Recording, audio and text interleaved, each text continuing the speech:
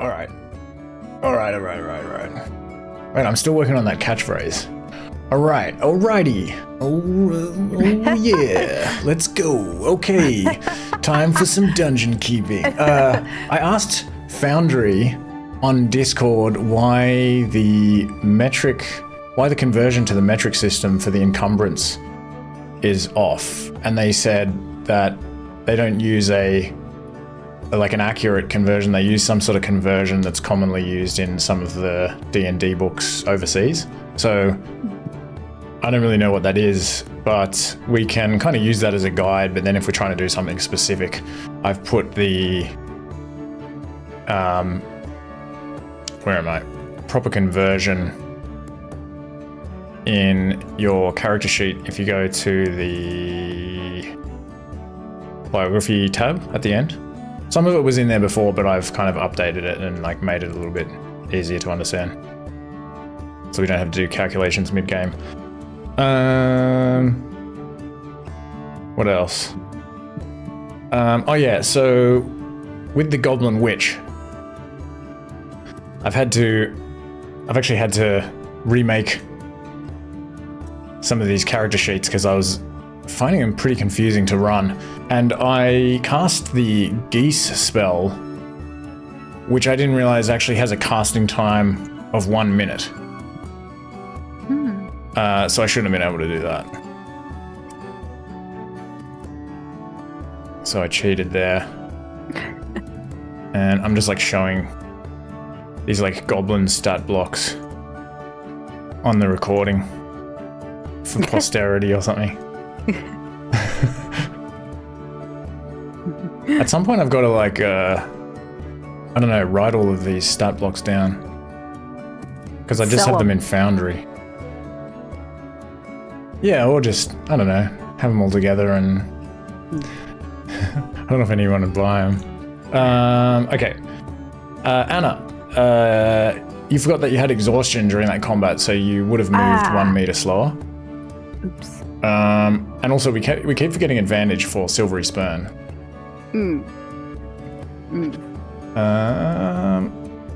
The Dreadclaw bracelet. I had another look at it, and I realized that actually my intention was that when you take it off, you should unattune to it. I think it's sort of, that idea got lost somewhere along the way, so it wasn't very clear in the description. But I'm going to nerf it and say that is how it works, because I think it's cool. So sorry. But it's still a +1 weapon anyway, so it's still really good. Nat 20 rolls. A natural 20 roll is always a crit, regardless of modifiers. So if you roll a 20 but you end up with a total that's below 20 because of something like Bane, it still hits and you still double the damage, because a nat 20 is always a crit. I've been reflecting more on darkness and invisibility, and going forward I'm going to say that if you're blind and deaf, you can't target any creature. And lastly, this search thing that you may have noticed, if you hit Shift Space on your keyboard and then you select your token, and with your token selected you type in the search box something like Divine Favor or Mage Armor,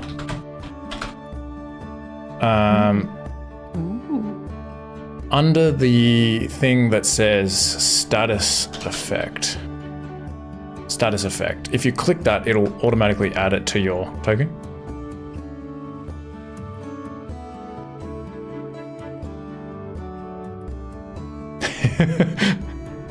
Whoa. So that's a much quicker way of adding conditions quickly. What do we got?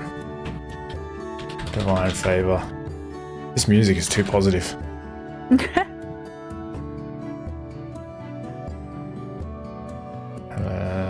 There we go.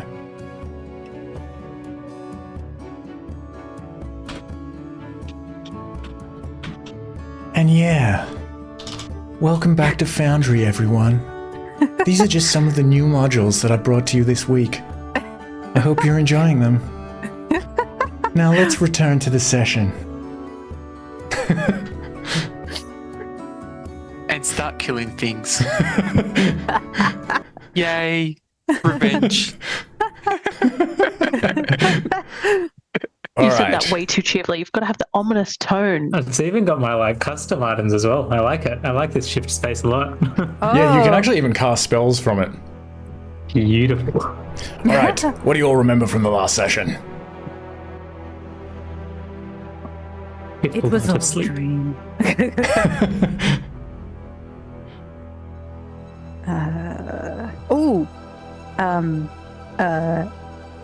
A wolf necromancer. Yep. Tristan. Yeah, gave Twig some advice and information. Yeah, you now know that the purple indigo-colored crystal is called an indigon crystal. Very creative, I know.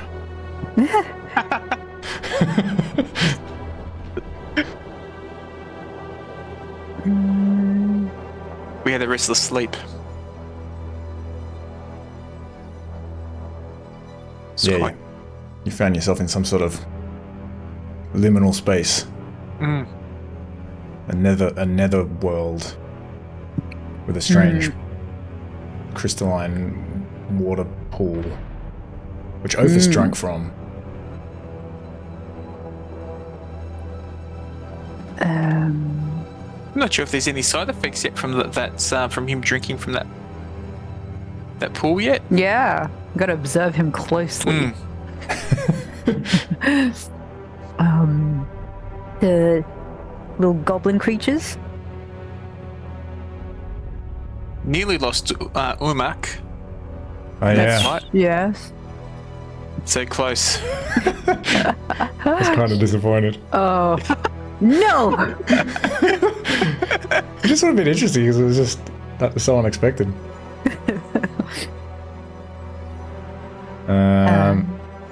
And oh yeah, before that you attended a funeral in Rockhaven.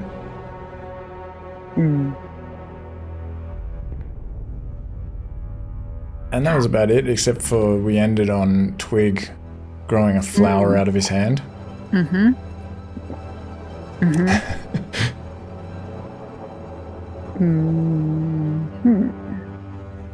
Or was it a parsnip? Was it a parsnip? Oh yeah, because I described it as like a yellow flower. No, we found parsnips earlier. Can't forget the parsnips. But yeah, so it's sometime in the early evening. And yeah, you've just woken up from this peculiar mutual dream, and you're lying on the mossy forest floor, this thick green foliage all around you, even though it's in the middle of winter. A lot of it's still green. And you can see, once again, this indigo-tinted moonlight that's filtering through the canopy. And the wind is blustering through the trees. It's colder than usual. But at least everything seems normal again. There's none of this purple undergrowth, purple and blue undergrowth and strange trees and everything. Thick fog. Except that you are still nursing the wounds that you sustained from fighting the Fey creatures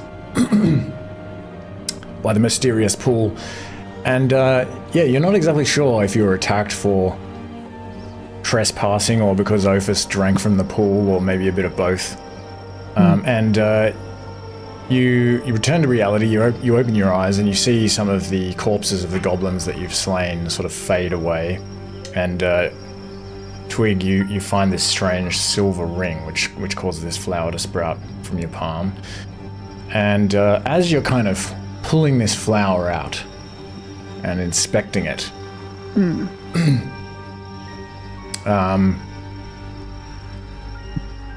you see Tristan Avar, the Ulven necromancer, is once again on Ismail's leash. Ismail has like kind of grabbed the leash again, and you know, the confusion of Ophis and Tristan sort of waking up on top of each other was enough to end the fight that they were having. And Tristan is like sporting this like juicy looking black eye now. from where Ophis punched him, and he watches Twig pull this flower from his palm. And who has the Polyglot's pendant at this point? Okay. So you hear Tristan say in Boorish, "I'd throw that ring away if I were you. Nothing good comes from the Fae. That was an Elphynian penumbra we just stumbled into. I'd bet my life on it." And he turns to Ophis and he's like, "Stupid swine. What were you thinking drinking from that pool?" And Ophis is like kind of rubbing his neck from where Tristan was like strangling him in the fight. And you see like anger come over his piggish face. And he kind of like bares his tusks at Tristan for a moment, and it seems like he's about to retort, but then he kind of falters. He's like,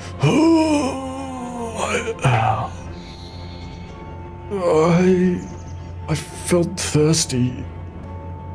He kind of trails off. He looks a little bit confused, and he's like, "Actually, I don't feel so good." Oh no.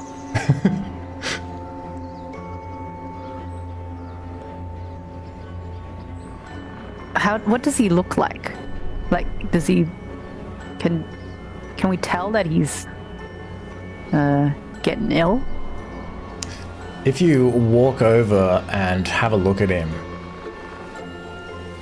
you can see that there appears to be like a sort of some kind of like dark substance in his eyes, like a liquid that kind of seems to be sort of swimming over his pupils.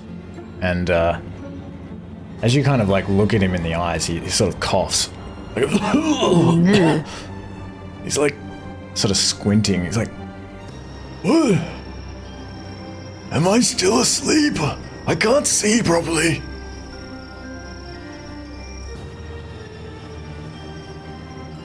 Yao Mei definitely shares that conversation with everyone just before we move on. So everyone knows what the heck is going on here. How long ago did he drink the Buddha?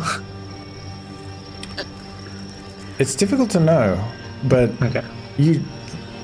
based on the moonlight above, well, it's also kind of hard to see exactly where the moon is through the canopy. You're not sure how long it's been. You have a strange sense that like it's been some time, but also no time at all.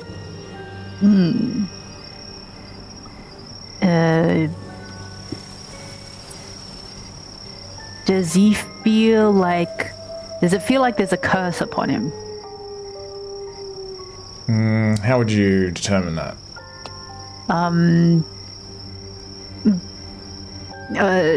I've known curses in my lifetime.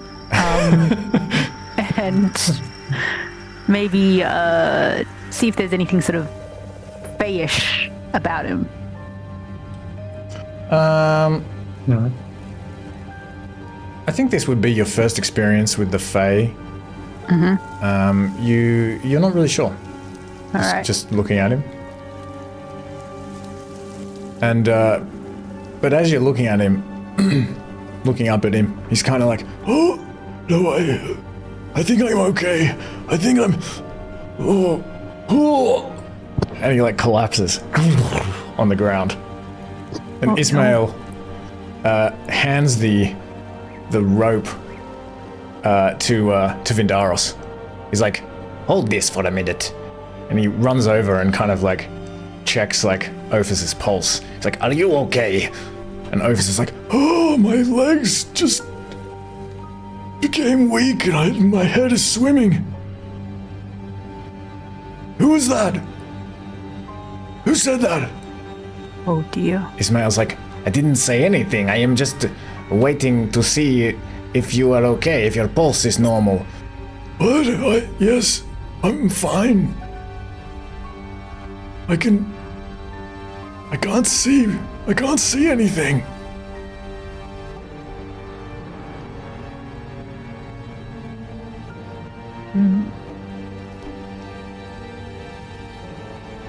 Some of the refugees kind of crowd around to have a look.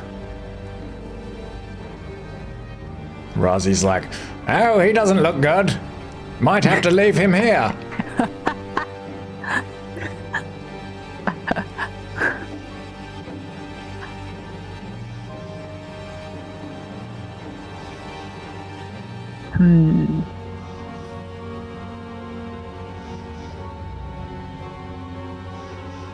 Does it feel like that we've spent enough time, as in we should be traveling again with an uninterrupted rest? Or can we stay in rests longer? Because we're so close now to camp. I think that you might not have even... Because you rolled for exhaustion when you, I guess, moved into this hex. So, yeah, if you travel another 5 kilometers, it would be even more exhausting. Potentially.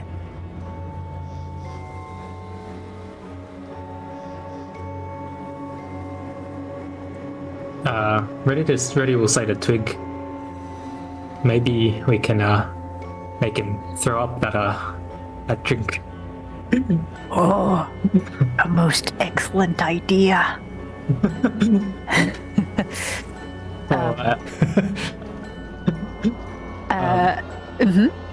was gonna say, can I sort of take a closer look at Novus Blosser and see if he seems to be poisoned or something that a lesser restoration might fix? How do you examine him for poison? Just probably check his sort of like vital signs, like pulse, temperature.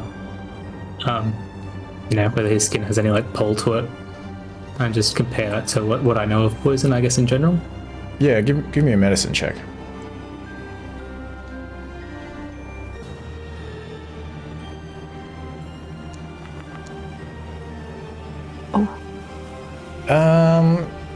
You're not sure.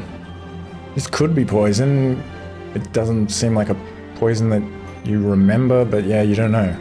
Inconclusive.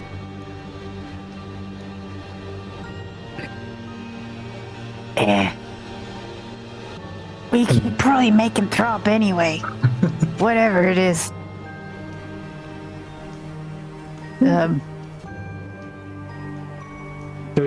Do you remember what they actually said about the mushrooms? I think just I wouldn't be eating those if I were you. They're poisonous, something like that.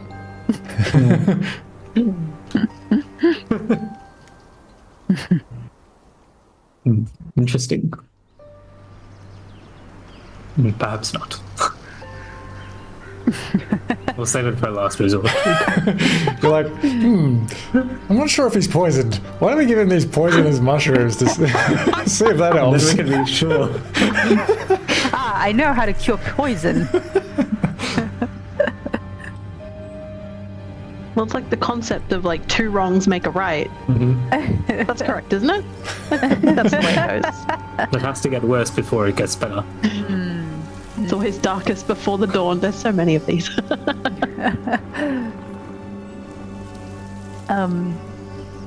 Can Ophis walk? Or did he lose his legs? He's just kind of lying on the ground at the moment, and Ismail is like trying to sort of help him up, and he looks like really wobbly, and maybe he is able to sort of pull him up, but he's like, my legs are so weak. And if we go any further, we'll probably be exhausted. Is that? You've traveled for a long way and you're pretty tired, so yeah, traveling further, you would risk exhaustion. Or more exhaustion. I think you have 1 exhaustion too. Yeah, I have 1 exhaustion. I mean, maybe we should find a place to camp and not go too far too quickly.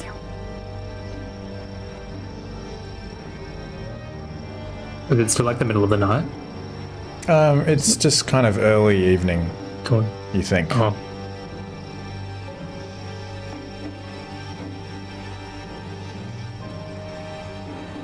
Yeah, it's possibly too much of a risk now. What if there's I can't really speak to Yao Mei. Or can I? Haha. Yeah. Well, I am wearing the necklace, so like, Ah. if you get my attention, I will turn and focus on you. I will Ooh. say in my best Savannah common, which isn't very good at all. I forgot what I was going to say. Oh yes, what if they come back?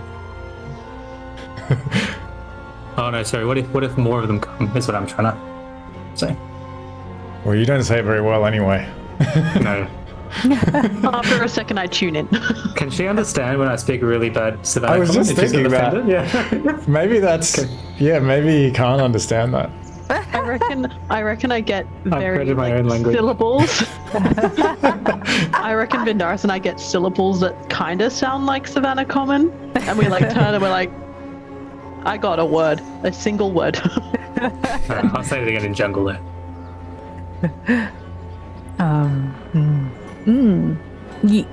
Well, yeah, maybe we should move a little bit away from it. Or we could just try and make it for home. We could just push on. I'll try and keep Ophis on his feet.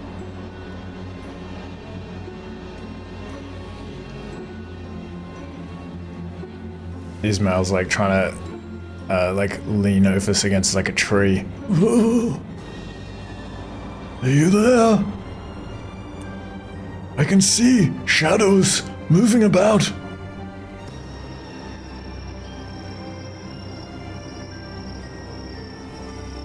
Ismail's like, perhaps somebody could help me. Give Master Ophis a shoulder. But no one understands.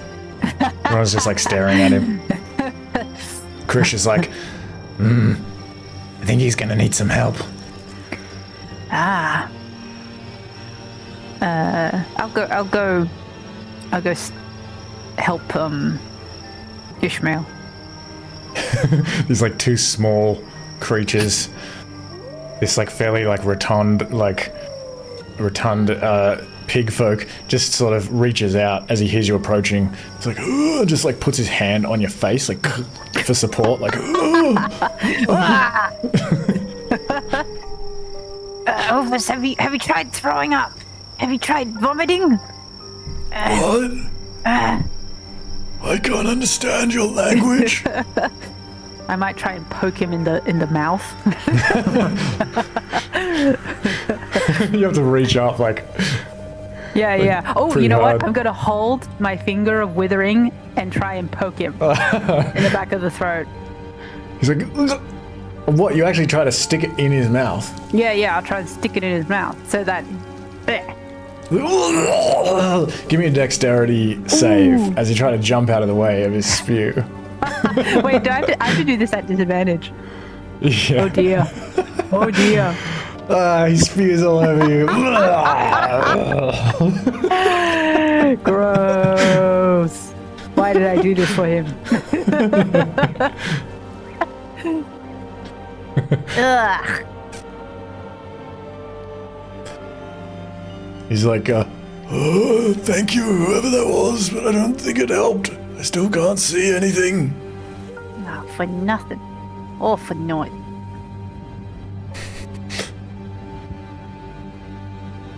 But maybe this Farrikhome form Felid comes and kind of helps to stable Ophis against the tree.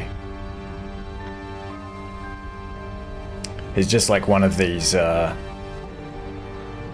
of copper-furred, cat-like humanoids with these like tall ears that have these sort of black, like brushy bits coming off the top of them. Sort of comes over. He speaks Savannah Common. He's like, I can help him walk.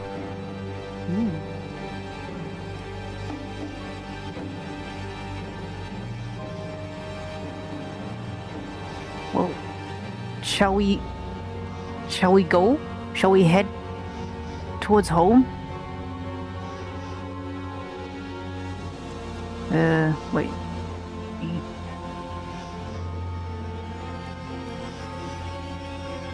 So what do you guys want to do? Do you want to move towards home or stay here for the night? How slow will we be moving? Like how long do we think this is going to take?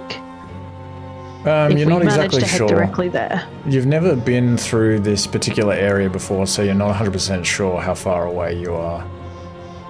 Have you been here? I feel like you kind of went south before and then followed the path, so I'm not sure if you've... But even so, the forest is kind of thick and wild, and yeah, you're not exactly sure.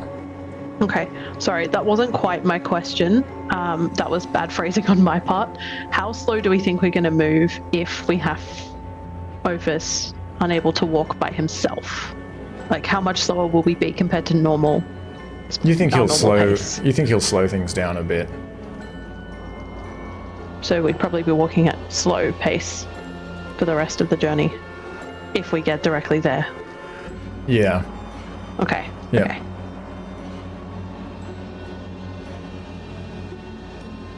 I reckon we push on.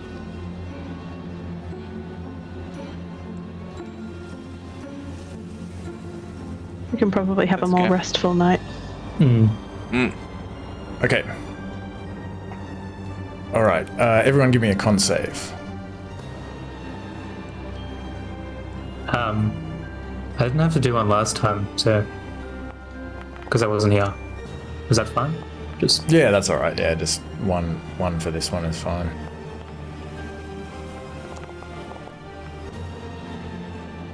I keep on forgetting the exhaustion rules, but it's just -1, right? -2. Oh, sorry, minus. Oh yeah, yeah. Two. -2 Sorry, -2. to a DC 20 check.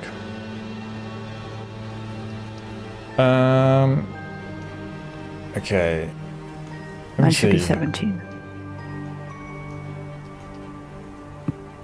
DC is probably a little bit higher. I'm going to say maybe 12. So Yao Mei and Ready, you gain a level of exhaustion.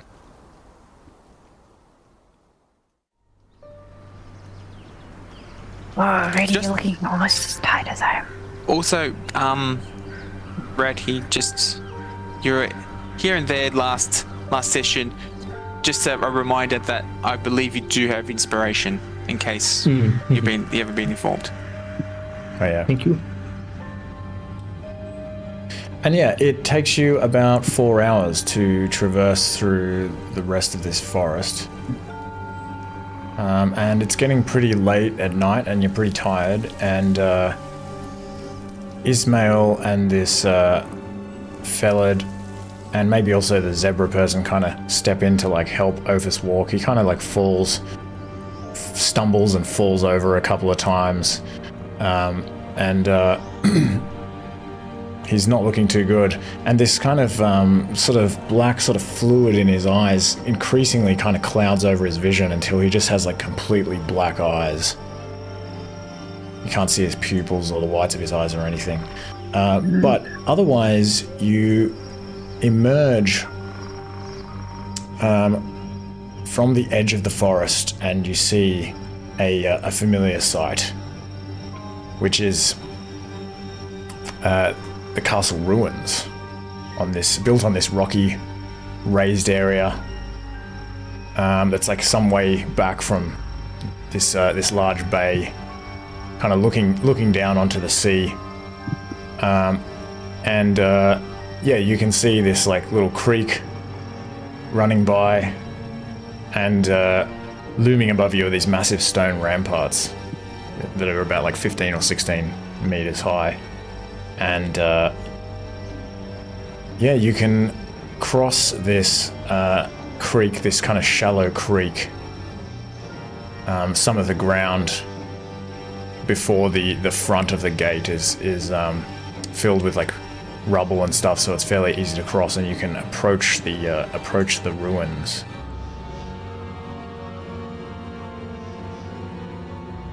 Can I wash myself in the creek? Yep, you can do that. Thank you. And so, where's Ophis? Ophis is like back here, being helped. Can Vindaris assist Twig with maybe like a trumpet blast of water from his trunk? Ooh. It's like when it rains. And Like a power wash, but like Bronze Age version. And Vindaris, you still have the leash with Tristan on the Yes. end of it. And as you enter this clearing and cross this stream, you see before you in this courtyard, Meegu and Lazarus, who kind of run forward. And Meegu's like, Umak, you've returned. Yay. And Lazarus is like, oh, God, I wasn't sure you were coming back. It's been so long. And Umak kind of pushes past Tristan and runs into Meegu's arms, and they embrace. I thought you were gone forever.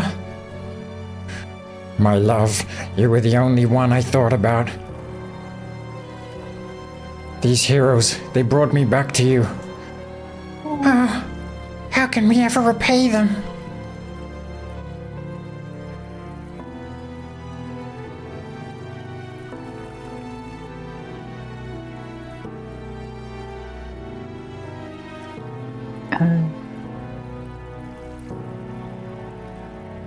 Wait, I can understand that, can't I?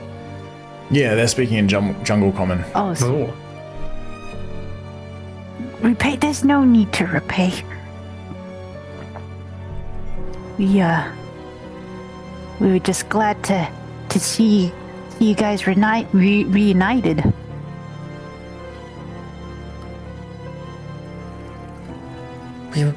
I will never forget. You've done so much for us. Anything you need, please, just let us know. What is this place, Meegu? Oh, it's this giant building. A huge stone hut. Come on, I'll show you around. We have to go in the other way, the back way. And they go down in this direction. And Lazarus is like, Yes, I thought you were coming from a long way. I've been watching a great deal from the top of the walls. Yeah, that's right.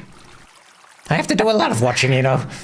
A lot of watching and teaching jungle common, cooking, cleaning, looking for firewood, constantly. Lazarus is very busy. Very good work. Very good work, Lazarus. Thank you. you've come far since we last saw you. Well, King Smorgon sure does need a lot of things to be done for him. What does he need done? Like I said, cooking, cleaning, going on watch, doing the foraging. What do you mean, King Smorgon? Is he here? No, but Farrik says that that's what King Smorgon would want.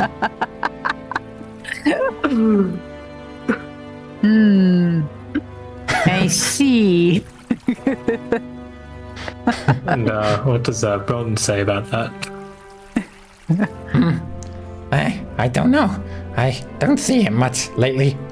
I don't think he's very happy. But I can't really understand what he's saying, even though I'm doing my best to listen with my ears. No, I'm sure you've done very well. Who are these other people? So few of you. He kind of like eyes Tristan Avar suspiciously.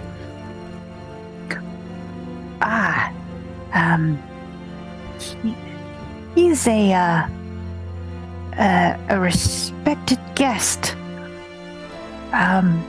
Someone that knows the ways, knows some magical ways.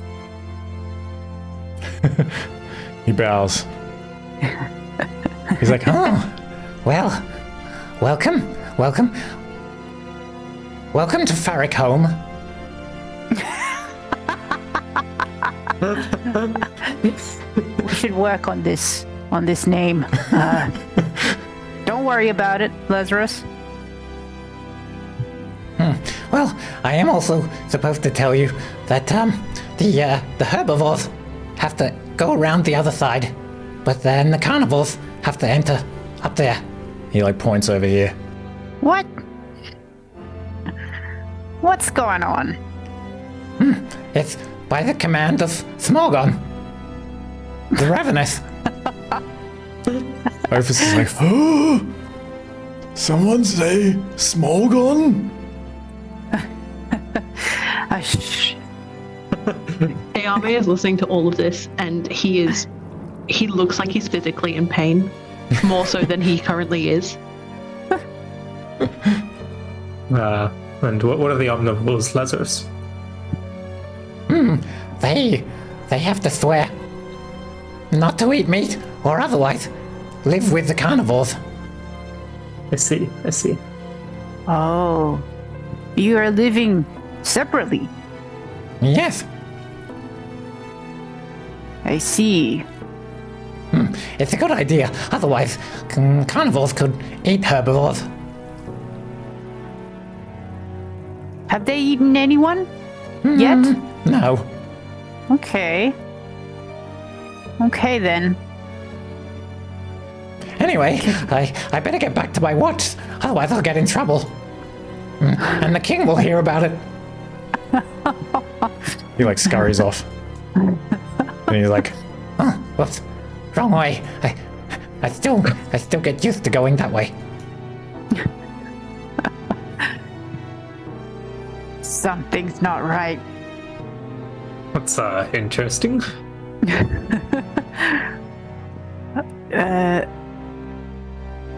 How should we enter?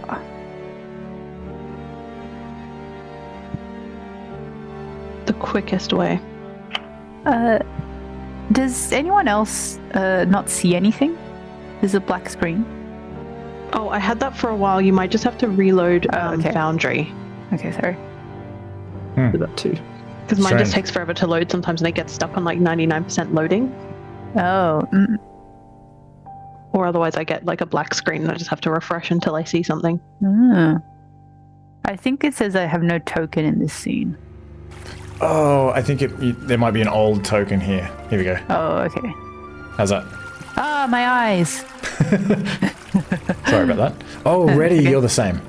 Yeah, There you go. we drank some water. Oh, we're here.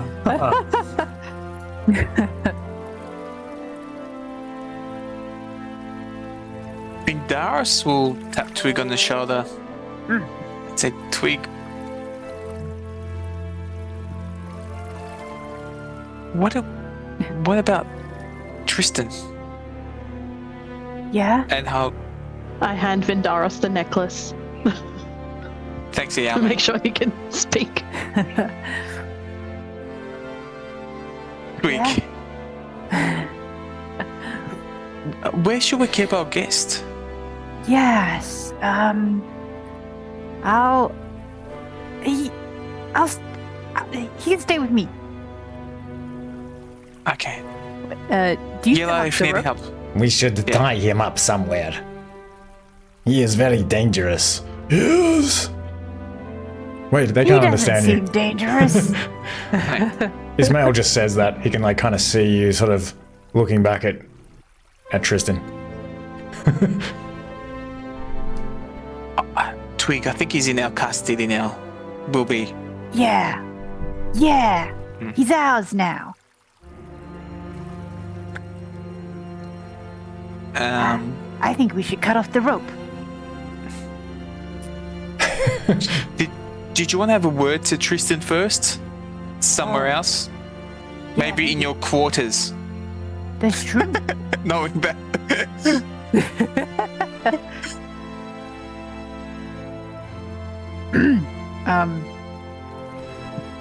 I'll still hand Twig the chain or the rope.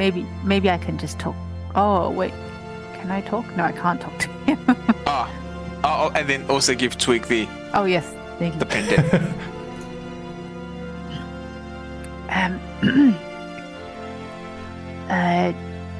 Welcome to our humble abode. We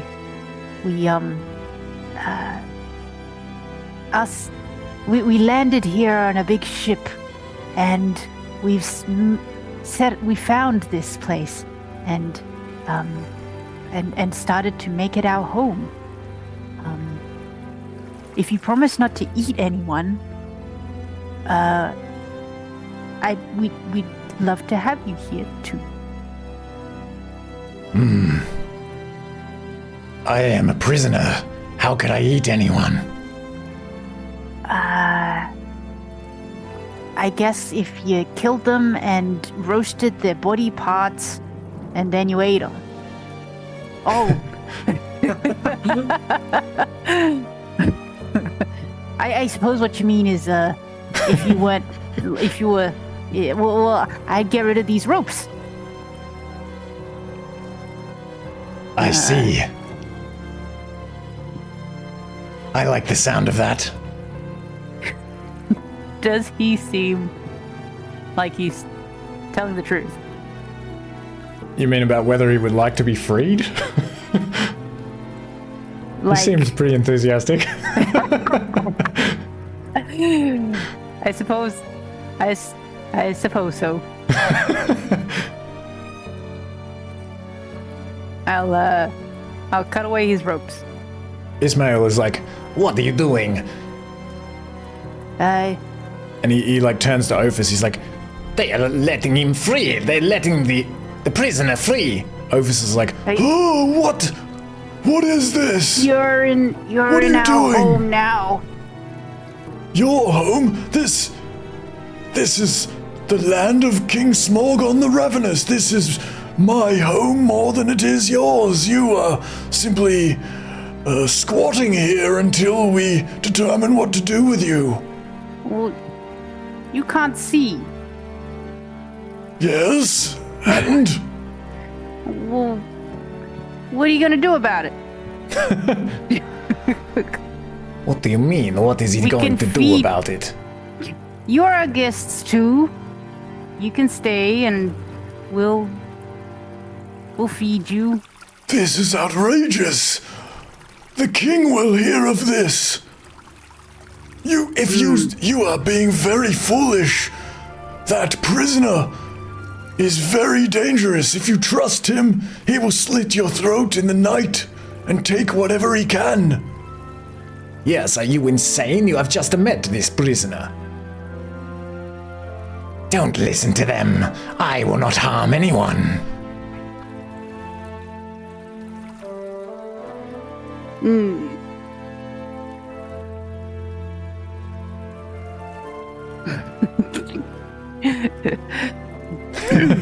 Ismail's like, Master, should I attempt to fight them? "No, we're severely outnumbered. We need your protection." He like turns to where he thinks he can hear Twig. He's kind of facing slightly in the wrong direction. "But this is very foolish, especially since it is us who will determine your future in this place."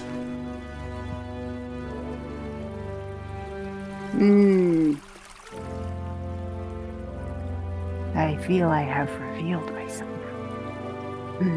You're really quiet, Anna. Is anyone else finding Anna quiet? Is it just me? Is it better? Maybe a little. Yeah.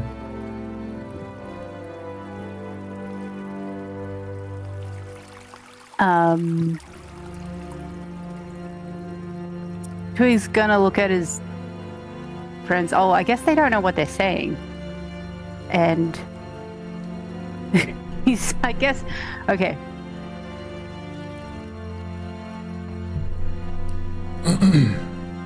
That's... He's gonna, say, oh,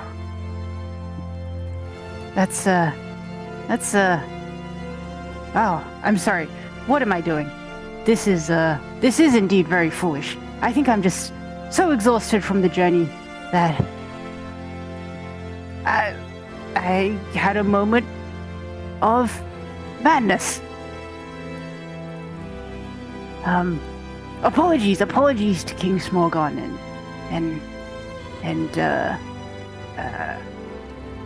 whoa. And then maybe he's gonna try to do a secretive wink at Tristan.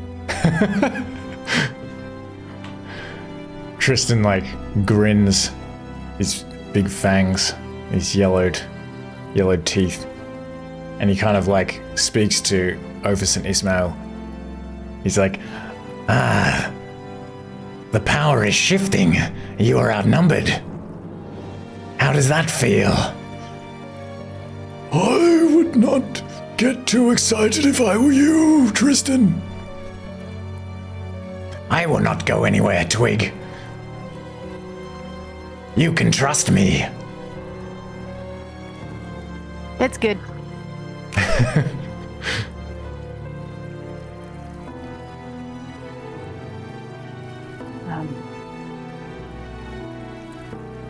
Maybe we should enter.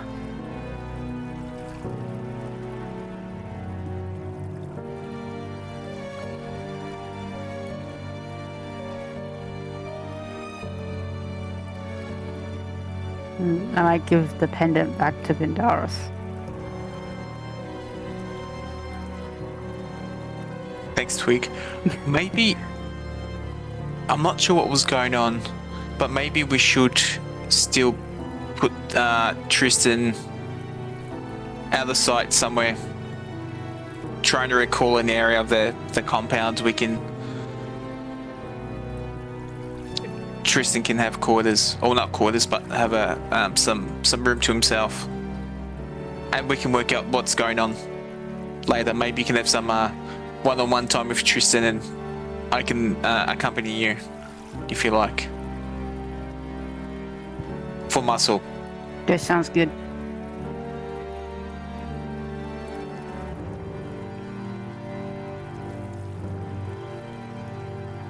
all right. Let's go. So move your token wherever you want to go.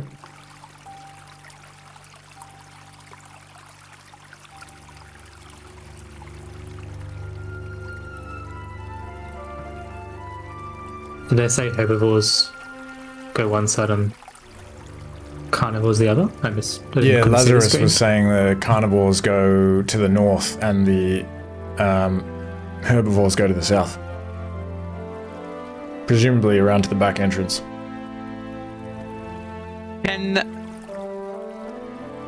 Can I have permission on Tristan's token to drag him along? Oh yeah.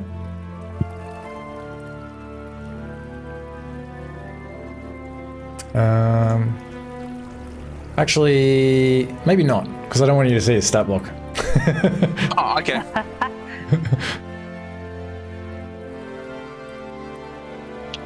Twig, do you think we all should stick together? Yeah. What if we all go on the carnivore side? Yeah.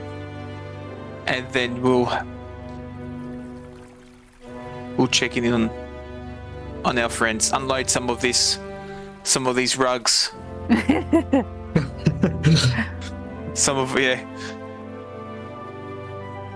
Maybe the zebra folk is not so brave and he's gonna go the other way.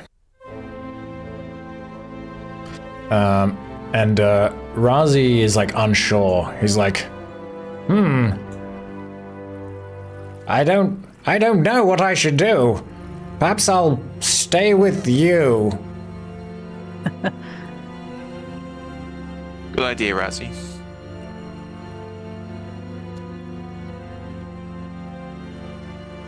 Let's check in on our comrades. As you come up here, you see Rai, who is hanging out here with his two goats, and you see there's like a couple of other kind of lean-tos and tents here. He says, how are you? Welcome back. Good day, Rai. Weren't sure you were going to make it back. It's been nearly 12 days. Top of the morning to you. Good evening. I thought we were going for, good evening. No. It's been a long day. You can see also he's like standing there with a spear. He's got one of these sort of rudimentary wooden spears, and as you sort of come around the corner here, these doors open a crack, and you can see that all of these people that are kind of sitting around inside, they also are armed with these spears. Everyone seems to have armed themselves since you were away. Ray, what's word from the compound? Well, things have changed here a bit since you left. For one thing, they ate my pig. Who ate your pig? Some of the other carnivores. They had a couple of days, or we had a couple of days where we weren't able to hunt anything successfully, and look, I understand. I'm just still a bit hurt about it, if I'm honest. Glad to see you still have your goats. Yeah, well, I don't know what's going to happen with them. Maybe they'll mate or something when it gets warmer. Probably not though. Usually goats prefer autumn for mating, but maybe they're wild goats perhaps. Might have some luck mixing them. Otherwise, the gods tend to curse them. But you never know in these lands. Yeah, we didn't see any wild goats out there in our travels. I had a goat once.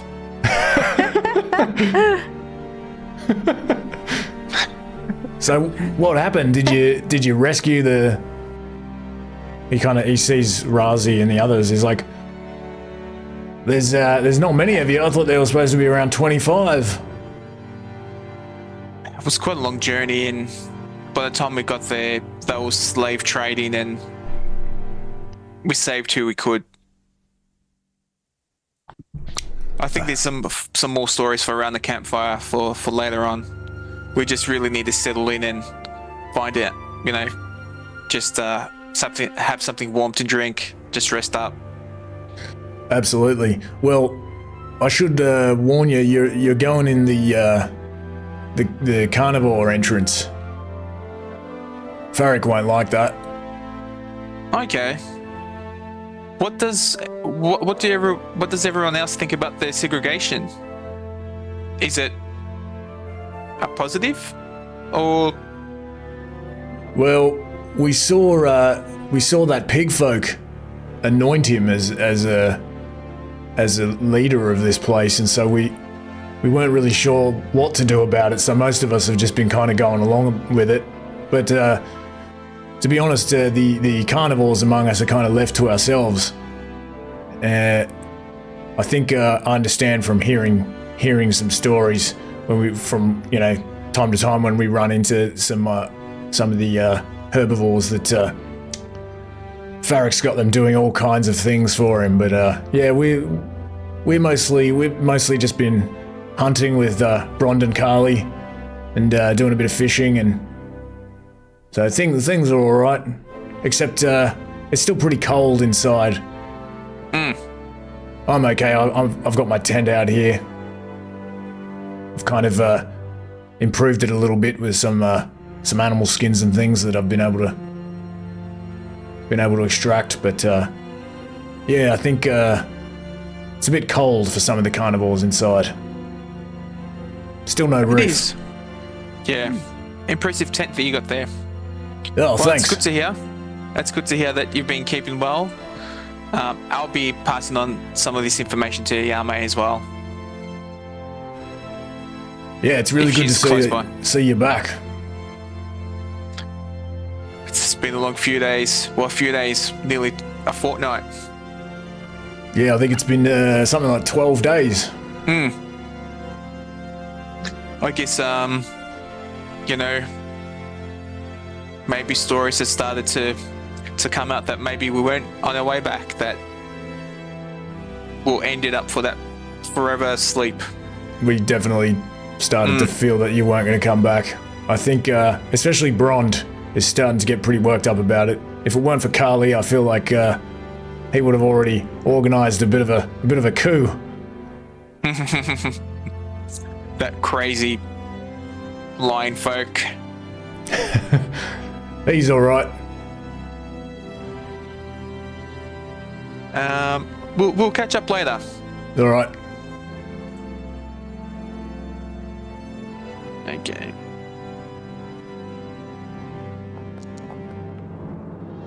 I mean, Darius will still make his way into the... and he signals over to Yao Mei as well. Are these doors open or closed at the moment? They're just open a crack. Okay.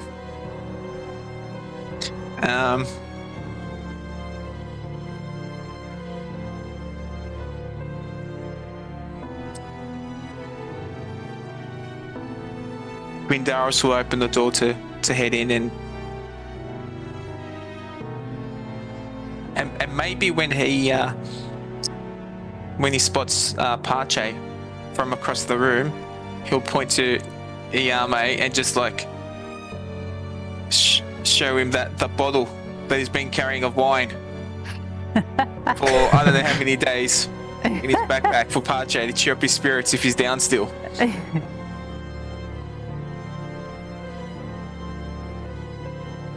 Some of these people kind of like look up excitedly as you enter through these huge bronze doors, kind of push them open a crack. And they sort of, they chatter amongst themselves like, oh, they've returned. Oh, I always knew they'd return. No, you didn't.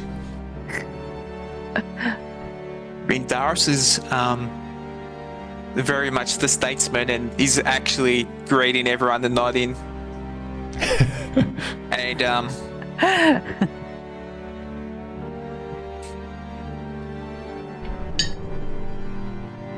And he notices Parche.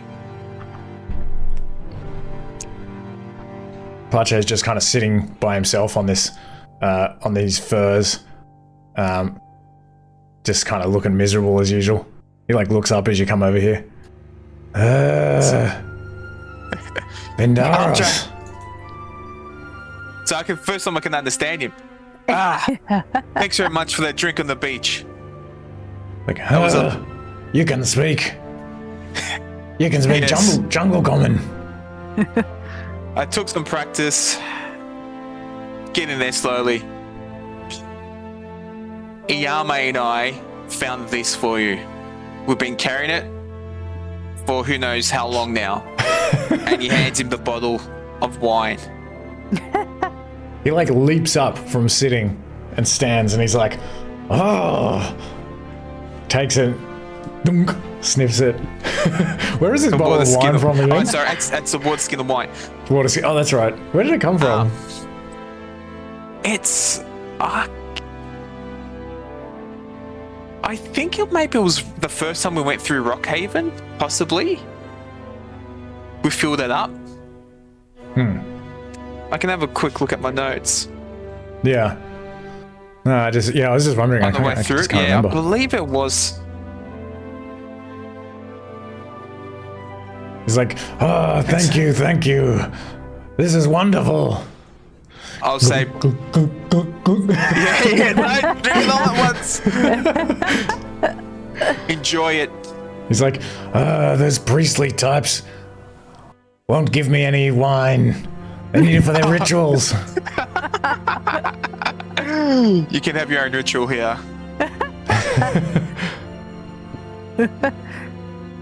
Oh. So yes, enjoy it. It's been we've been holding on to this wineskin for quite a while. Hopefully it'll cheer me up. I'm depressed because I've lost my friends. Maybe you can find some other herbs and berries in the forest to start your own blends. Your Ghost Veil, your blend of juniper berries. Good idea. Wild I've berries. been spending so much time fishing, I haven't had time to look for berries.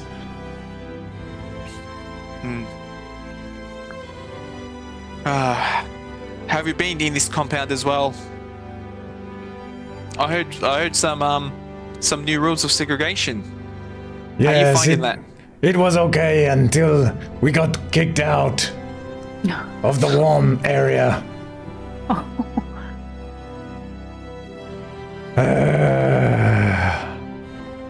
I was just getting to know Peludo and Junti as well. We were trying to teach each other our languages. But then Farrik said we had to live separately.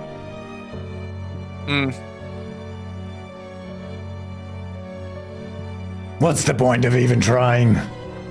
Better to get drunk, eh? Hey!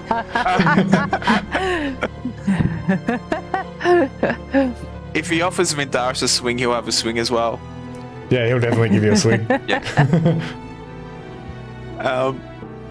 Are you allowed to go back into the main hall with the others, the herbivore? Do they just want to keep you to the side? Are you free to travel? No, they won't let us in there.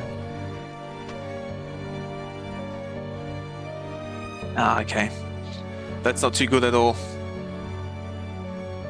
Yes, they guard the door. Oh, well, okay. We'll go have a word. A word to him. Keep warm. Well. There's a roof over this part. In here it is warm, just not so much in there. That's not too bad then. We'll work it out. It is Keep good your now. spirits This up. wine will keep me warm. I will keep my spirits up. Go, go, go.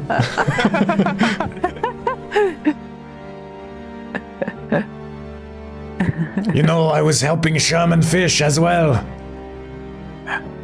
But then he swore not to eat meat again, so he is in the herbivore area. Okay. Mindaris just looks at Twig, standing next to him. Twig, I don't know what's going on here. I don't like the sound of this. I think do we have to have a word to Farrik? Yes, I think so. Everything's all, everything's a mess.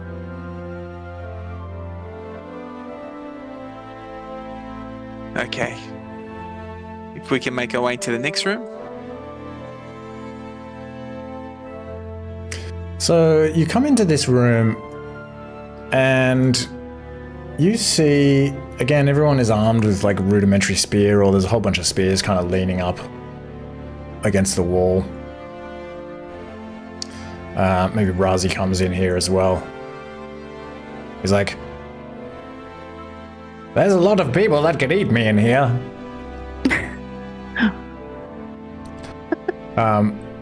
And you've got Tristan on a rope. And Ismail also kind of like leads Ophis in here. They're sort of like looking around curiously. And you can see that the rubble in this area has been cleared, and there's this rough wall that's been erected here. It looks like it's been built out of some of the original stones that were lying around, and it appears to have sort of mud mud and like some kind of mud and sand or something like that used for the cement. And the wall is also kind of buttressed by like a bunch of like sticks and logs and things. It doesn't look super stable, but it does go all the way to the ceiling, but there's no roof. And would that be the part of the main hall that we were in before? Yes. Yeah, this you think is the part of the hall where the roof had collapsed. Yes. Okay. And you can see several tents here that you hadn't seen before, and you see Carly and Brond kind of sitting in front of one of these tents, maybe cooking some meat over this fire. And you can also see Igor in here, and you also see Ivan across the other end of the room. And he's just like sitting in front of his tent, and he looks like he's sitting on the ground and sort of looks like he's praying. But you don't see Hembe anywhere.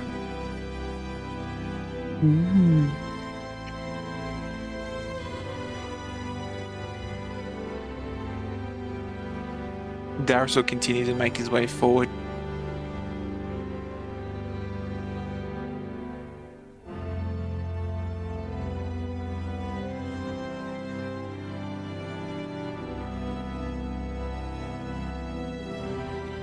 And I guess he spots Bronze across the campfire. Bron like stands up and like looks over at him. Ah, my Macedonian friend, you have returned.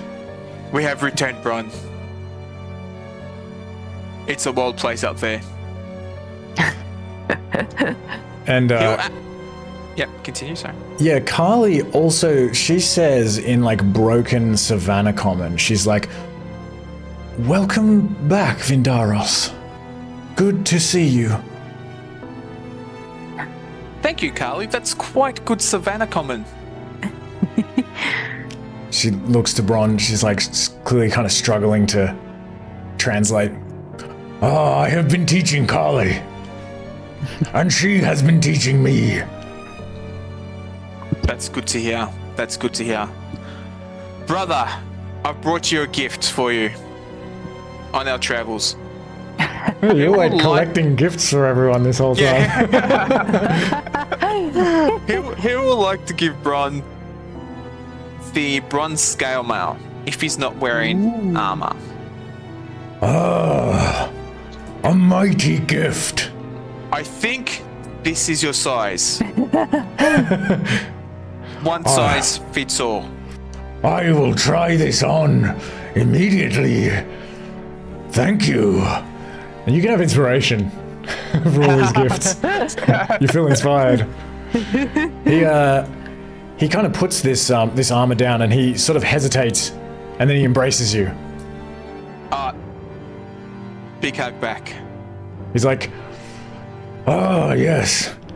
It is a relief to see you back. We were not sure what to do about the situation, but you seem already to be disregarding the rules of King Smorgon. That's right. In that short period back, it seems like there needs to be some discussion about these rules and this segregation. Maybe putting our ducks in a line, or goats in a line, some people might say. I was about to tear open the Ungul's neck. If it wasn't for Carly here, I would have done so long ago. I knew you would return. But many thought not that you wouldn't.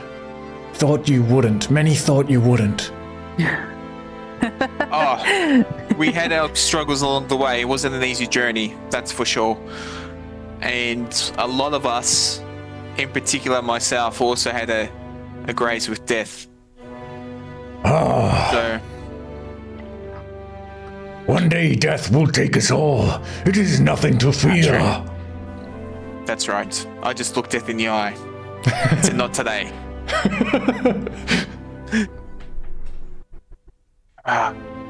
So whereabouts does Farrik hold up these days? Igor sort of squawks from behind you, like, Yeah, he's on the throne in the other room. Yes. This isn't. We saw him being made king by that pig folk. And so we were not sure what to do for fear that we would all be evicted from this place or punished somehow. It is a strange land, and we do not know the rules. Yeah, but I say we should just kill him. Why don't you guys kill him? You should be the leaders anyway, or Bron should be.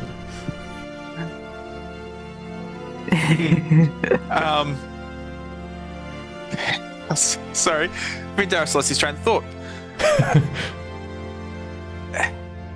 We'll have words, but I'm glad that you did keep the peace as much as you could with the hand that you were dealt. And yes, it's definitely good to see yourself and Carly and the rest of and he points to everyone else here in one piece. likewise. Yes, good to see you back. So, unless anyone... He looks at his party. Oh, maybe Twig. Do you think we should keep Tristan Yes, here somewhere to the side, possibly? I think so. I thought you were gonna say you brought Tristan back as a gift.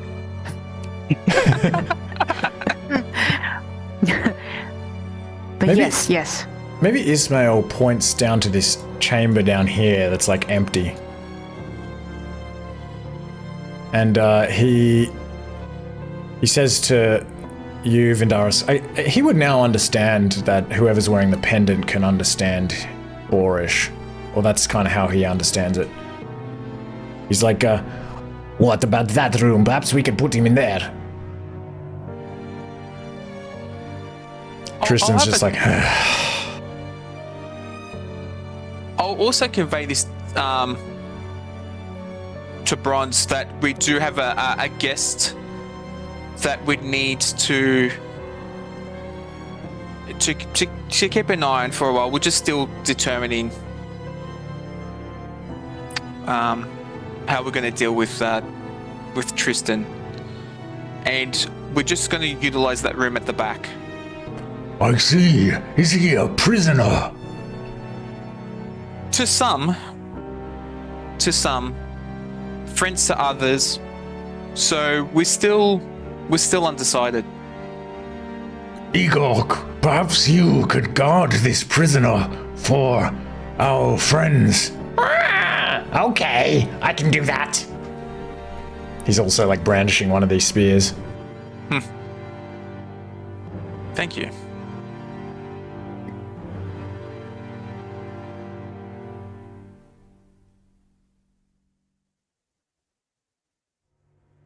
Maybe Ismail is like, he's like, There, that big rock there. Tie the rope to that rock. That will help to keep him in here in case your eagle folk falls asleep. I too will stand watch just in case. Ophis is like standing back here, kind of leaning on the side of this tent. Where did you go?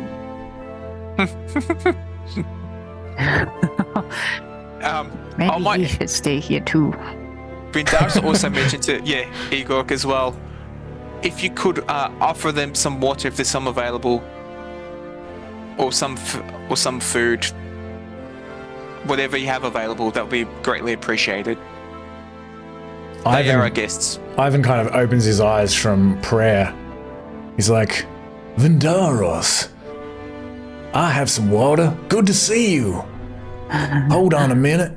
And Carly is like, yes, I too will get some water. She like ducks into this tent here. Ivan comes back and he's got like a bowl full of water, and Carly does the same. Who needs Thank water? you, Ivan. My Would you pleasure. have some guests? It's a pleasure seeing you, Ivan. I have been awaiting your return. Yeah, I saw you there praying and I didn't want to interrupt.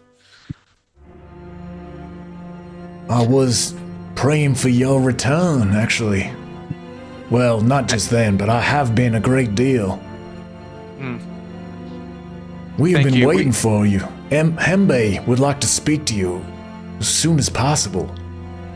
Yes, whereabouts is Hembe? She's in the other room. Sadly, I'm not allowed to pray with her anymore, but she will sometimes come out here to practice with me. Is there anything else in particular that you need, Ivan, that we might have come across on our journey? If you were able to find any materials that we could use in healing, we would much appreciate it. We were able to scrounge some ourselves, but whenever an injury happens during hunting or whatever else, it is difficult to deal with it. We do the best we can. I'll pass this information on to the party as well. And I'll say, yes, materials have been scarce and we've been doing our best with what we have. So if we have anything available, we'll definitely send something your way. Bless you, my child, my big child. Twig might pass over some items that he's got. Vusa leaves and bandages. Oh my Shutu Scar. You really have come through, Twig. Ivan actually speaks Jungle Common, but we'll say Vindaris, he's speaking... Oh no, you can understand him. Yeah. He remarks also about how well you've learnt Jungle Common, and he says, I also have learned some Savannah Common. Many of us have been learning. But he turns back to Twig and he's thankful to accept some of these items from you. Just trying to see, I had a list of what they needed. I'm not sure where it's gone.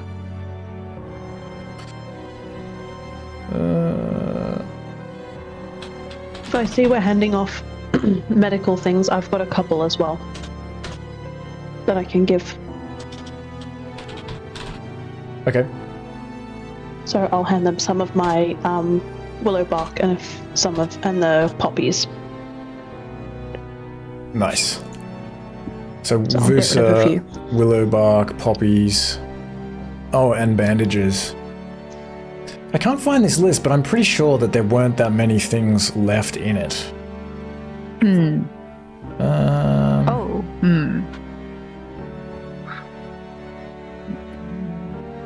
Let me see. Ivan.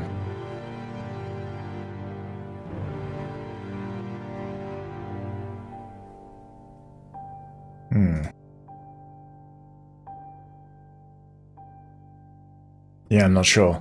But he's like, this will certainly be enough to begin.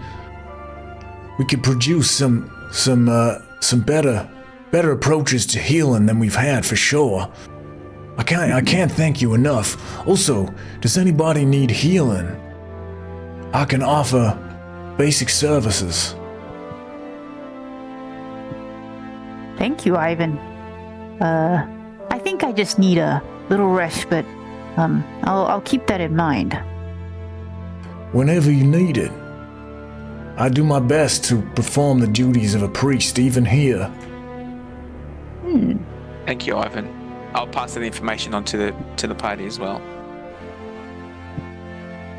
Make sure you go and speak to Hembe Vindaros. It is of the utmost importance. I'll head over there now. It's been a pleasure.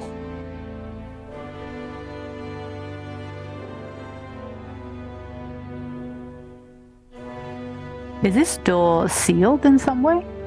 Yeah, so as you come over here, you see basically a bunch of like planks that have been strapped together, lashed together.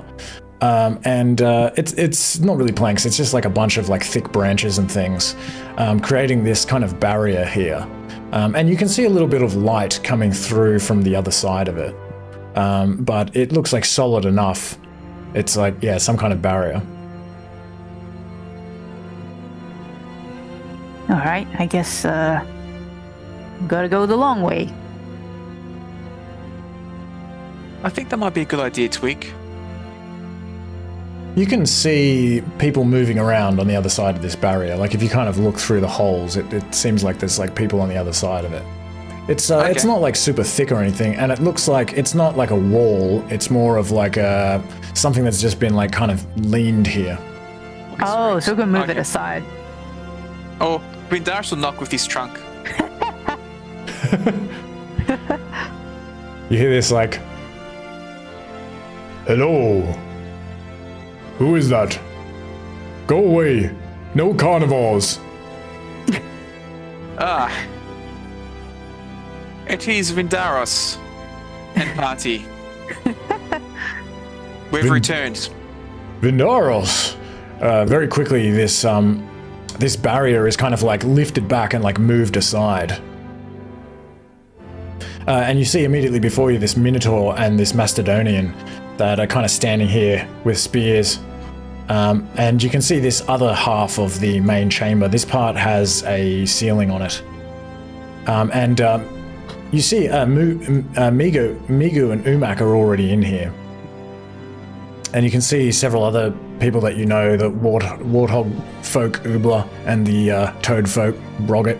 Everyone is also improved in the way that they're dressed. They're no longer just wearing like rags, but they have like either like furs, especially in the case of the carnivores, or sort of plant-based materials, clothes made out of plant-based materials. Reddy sees this and he just throws his ragged clothing aside in disgust. There's like several piles of Station behind the tent. Is it noticeable that the carnivores don't have the same clothing as the herbivores walking through this area? Some of them have animal products in their clothes, but there's more people in this area who have kind of plant-based materials, like hemp type stuff. Okay, so I was meaning like the quality, like layers, like the carnivores have been going without. Oh no, the carnivores look pretty well dressed in furs and things as well, actually. Okay. Yeah. Okay, that's good to know. Can Vindaris enter the chambers Aragon style? What does that entail? Like sliding through with his cloak waving in the background as an entrance, and his party just following in. Is he wearing a cloak? Do you have that like There was that warm cloak, but I don't think it's actually Yeah, because somebody had a. Oh no, well you've got vestments. You're not wearing them though. But somebody had that like cloak of encouragement or whatever it was. Oh yeah. I think maybe I don't have Reddy. that one. I've just got encouraging the cape. Reddy wool has of the that. fleece. Yeah. But yeah, you can certainly storm in here with your woolen fleece and like furs and things, kind of like flowing a bit behind you as you kind of. Yeah. And these guys part ways and like let you in. They're very respectful towards you. But they are kind of like, oh, he came in through the carnivore door. And he's definitely very statesman-like.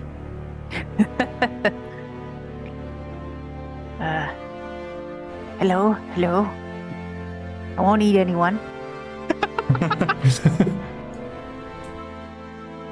At this stage,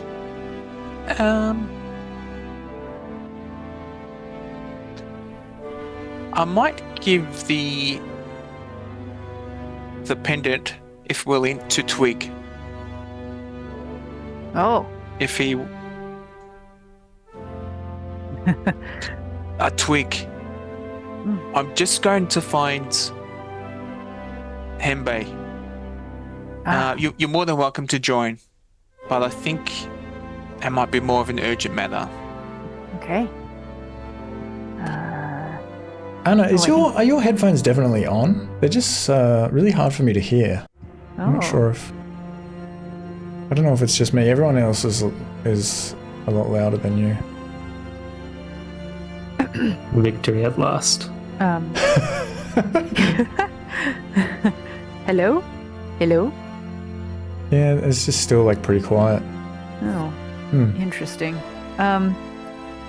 Maybe someone else should take the pendant for now while I fix my audio issues. I mean, I can hear you. It's just a lot quieter than usual. Is there a way for you to reposition the mic, perhaps?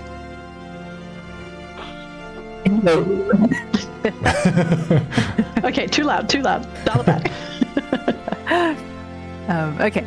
Is that any better? Maybe yeah, that seems a little bit better, actually, yeah. Okay. Yeah, maybe just... okay, then. Oobla! My brother! Vindaros! And Welcome he just back. hugs him. Bidarish just hugs him. He'll hug you back. We started to think you wouldn't return. I'm not saying it was an easy journey. It was quite difficult. And a lot of people think we're thinking the same things, but our determinations and wits got us back. Oh, it is really good to see you. Did you save everyone? What happened? We saved as many as we could.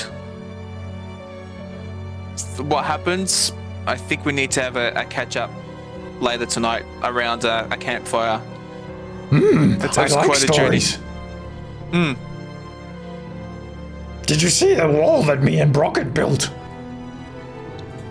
You know what? That is actually an impressive wall. How long did it take you to build that? Several days. Pretty much the entire time that you've been away, actually. It's not really that strong. We tried to get mud from the creek and sand and dirt from closer to the water, but it's hard to dry it in this weather. We've tried to use flame, but we had to buttress it mostly with... Anyway, it's probably We'll not talk that about it interesting. later. We'll talk about it later around the campfire. But Who? I don't know if Twig should be in here. Oh, I promised I Twig? wouldn't need anyone. So he's speaking Savannah Common, so I get... Oh no, you've got the... Oh, I got the You've got the pendant. yeah. And I don't think. Yeah, I wouldn't eat. I wouldn't harm any of the herbivores. Oh, I also sworn. Oobla like to eat lots of things, but I have sworn to only eat veggies. I could see you trimmed down a little bit as well. Maybe it was a diet change. But you're looking fit. How rude! But I know you are just joking. You know, the next thing on Oobla's list was to work on the roof, but Farrik say, not allowed. We should talk about that roof. I'll be interested to know your ideas behind it. I actually came across some tools that might be useful as well. Warden had some ideas. He was going to stitch together a lot of furs and wools made by Bragoska. I'm not sure what he's doing. He's in the other room. Broggett, the toad folk, also dressed a little bit better. And he also has a spear kind of leaning up against this lean-to. You can see some like furs and things inside this lean-to, and some, I don't know, various tools and possessions and things. And he kind of talks also in like awkward Savannah Common. Good to see you back. Vindaros and Twig. Things have changed around here a little bit since you left. How do you feel about these changes? Well, we have to do a lot of work. Lots of cleaning, going on watch, foraging, cooking, and also King Farrik takes, or maybe he doesn't say King Farrik, he says like Lord Farrik takes a portion of it for himself and stores it upstairs. But it is, we weren't sure what to do about it. We thought we would wait for you to return to see what you had to say. But we did start to fear that you wouldn't come back. Well, yeah, it's pretty touch and go. But I'm glad we're back. Me too, it is good that you have survived.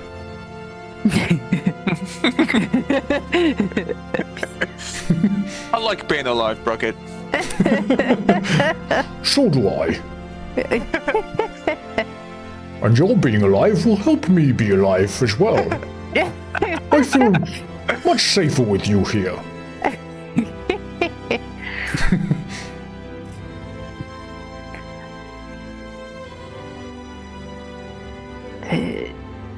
Yes, we should go see Hembe.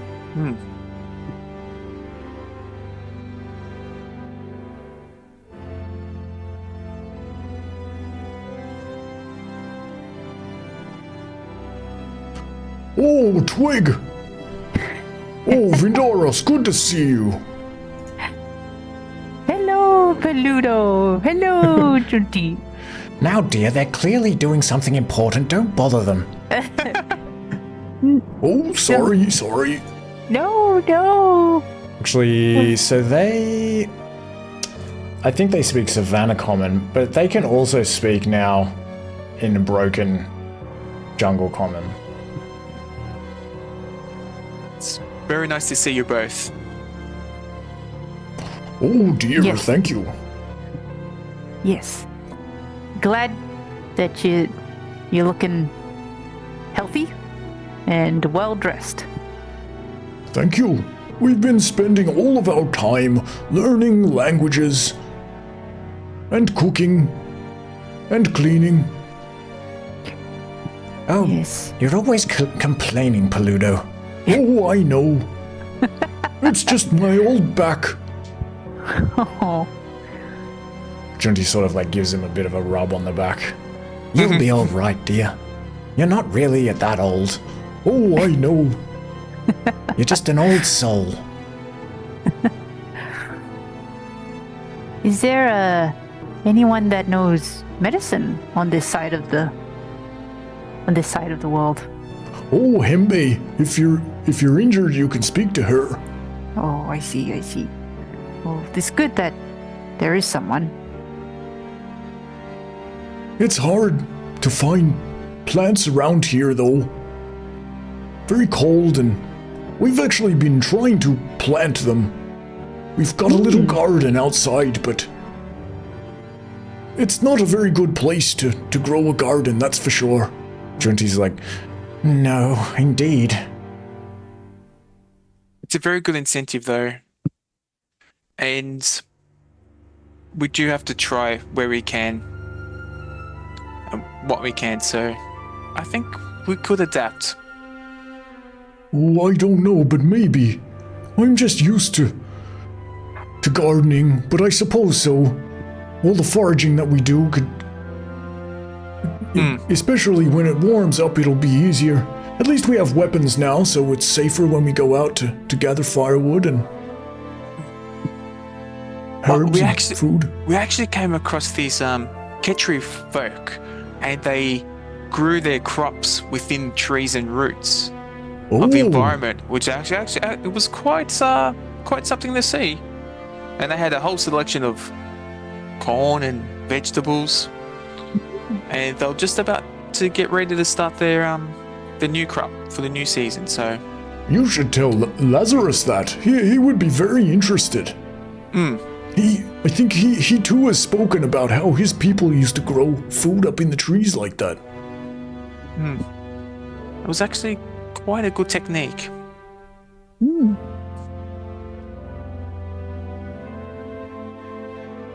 But yeah, we've been using some seeds. We found some seeds, some some wheat, some wild wheat and some berries and nettles and things, but yes, that just won't grow around here. Too rocky. The soil is just no good. Makes it difficult. Hmm. I'm glad you're keeping in good spirits. Oh, Look, you too. Pache. Good to see you've returned. Glad to be back.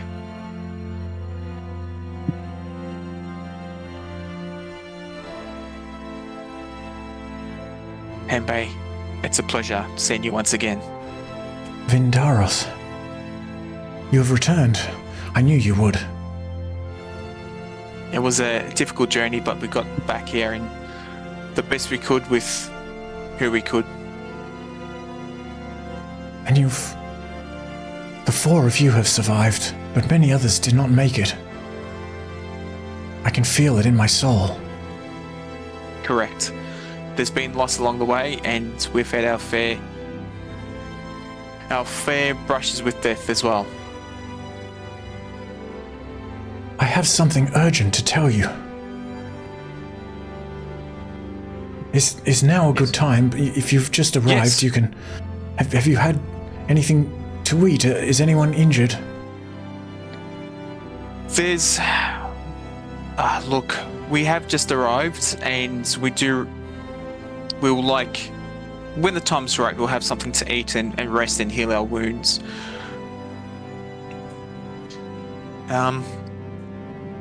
Should we make our way into your tent? Yes, perhaps it is better to speak to me in here. Although, you see Farrik at the other end of the room, sitting on this throne. Maybe he's like asleep, but he's kind of like...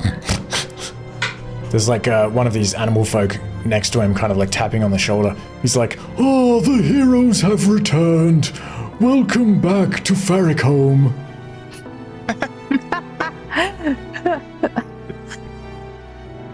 Quick question. I can't remember what language Farrik speaks. He speaks... What does he speak? He looks like a... Oh yeah, plains type he's creature. jungle common. Oh, Because okay. he originally wanted to go into the jungle. Okay, well, if he ever looks over in Ayame's direction, Ayame is glaring at him slightly. He does not hide his disdain well.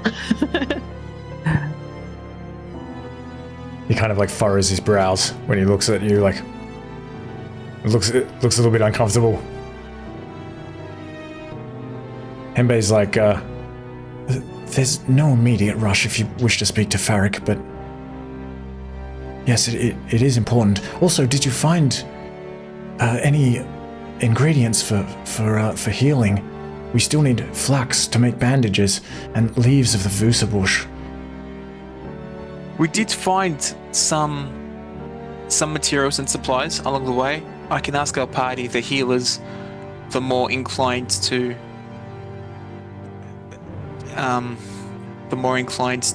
use those ingredients if they have any available. But we did speak to Ivan as well outside.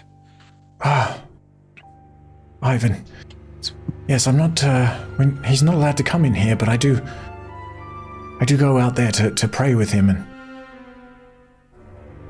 Yes, it's quite a change since we've returned. Farrik felt that it was for the best, for the safety of everyone. It's interesting because if it was to do with the safety of everyone, there must have been an incident or something that caused it to lead this way. No, everyone was well behaved, honestly. But it was only a day after you left that he announced that he had been anointed lord of this place by the pig folk, and that we needed to do as he said, otherwise he would report us to the authorities. We weren't exactly sure what to make of this, of course, but most of us didn't hear what was going on when we saw him bowing down before. She kind of indicates at Ophis, who's like sort of sitting on this pile of logs. before that gentleman did his thing, but yes, we thought we should wait until you return.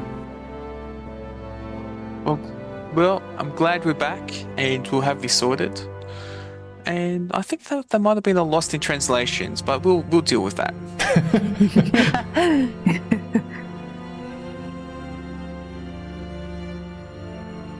Is there something in particular that you'd like to also raise? With you, yes. Well, Yeah. okay. So I was praying to Shutushka when the tent went dark all of a sudden, and I saw that shadowy figure again in the flames, and I thought that it was Vrakkar returning, your god. And I focused on the shadow, and I received a strong image in my mind of you, and a sense that Vrakkar wishes to communicate with you urgently. I think something terrible might happen. That is quite important. Do we need anything in particular for the ritual? No, I have everything that we need.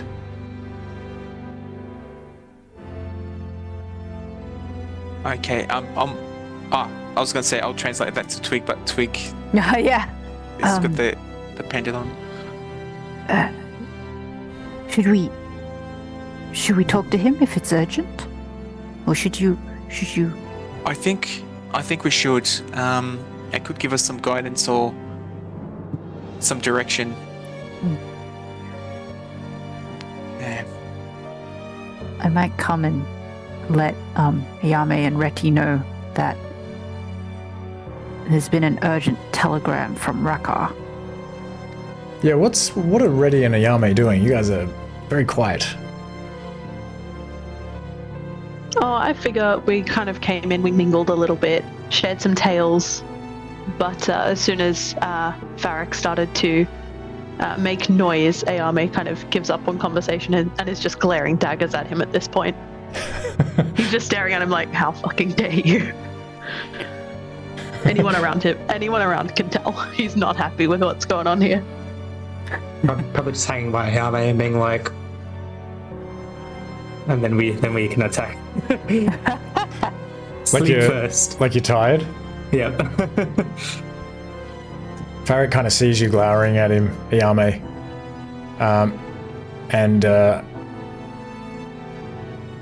Well, yeah, you can't understand him, but he kind of turns to somebody next to him and whispers in their ear. They are some kind of jungle creature. Where am I?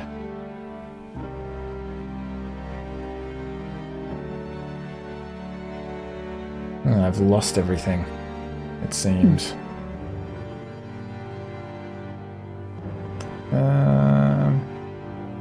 Oh yeah. I had to make myself a list of like types of species because I keep like forgetting. I guess there is like maybe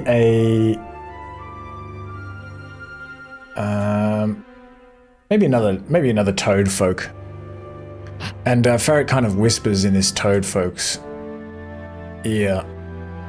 Oh no, it needs to be somebody that can speak Savannah Common. So Wait, maybe jungle common? Well, no, because I was trying to communicate with the Yao Mei. Oh. Maybe a hippo folk. He kind of whispers in this hippo folk's ear, and this hippo folk is like, Yao Mei, Farrik asks why you're staring at him like that. Is there something the matter? There might be. He kind of whispers back to Farrik, and Farrik kind of looks confused. Sort of like his eyes like dart over towards like Ophis, who's like sitting in the corner of the room.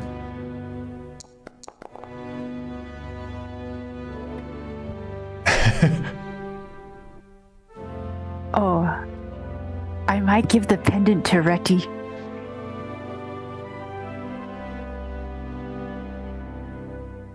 Can I decline it? But he's like, oh, no. Okay. Don't let them talk to me, please no.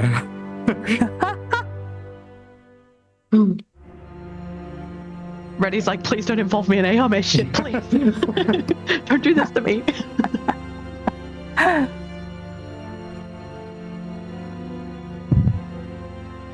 But Farrik, anyway, is like in Jungle Common. Welcome back to Farrikhome. Please, pick somewhere to sleep. I'm sure we can organize some spaces for you in some of these tents.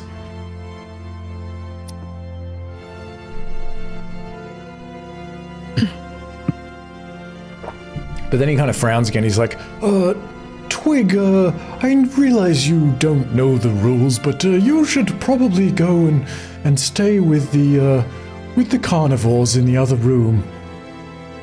And why Retty, is that, Farrik? you need to make a decision. And he says you need to make a decision. I can understand. Retty can understand. But Yeah. thank you. Oh yeah, jungle. You translate for my benefit, it's fine. Yeah. Twig, you said like what? Yeah, What did yeah. He, what did I say?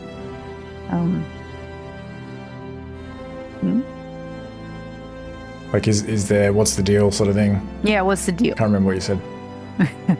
Oh, for the safety of everyone, I decided that we should segregate the herbivores from the carnivores, and the omnivores may make a choice. Well, Twig here is not much of a threat. I mean, give him a smile, Twig. Look how tiny those teeth are. He's like, oh, you see those fangs? I guess you wouldn't really have fangs. See You those say molars? Those are meat chewing. No, that doesn't make sense. See those front teeth? One might think you could eat carrots with those, but no. I think potentially small rodents and other creatures, maybe even a small humanoid. It is not safe. what's happened to make you think this way, Farrik? Oh, I'm just running things as I see fit now that I am lord of this place.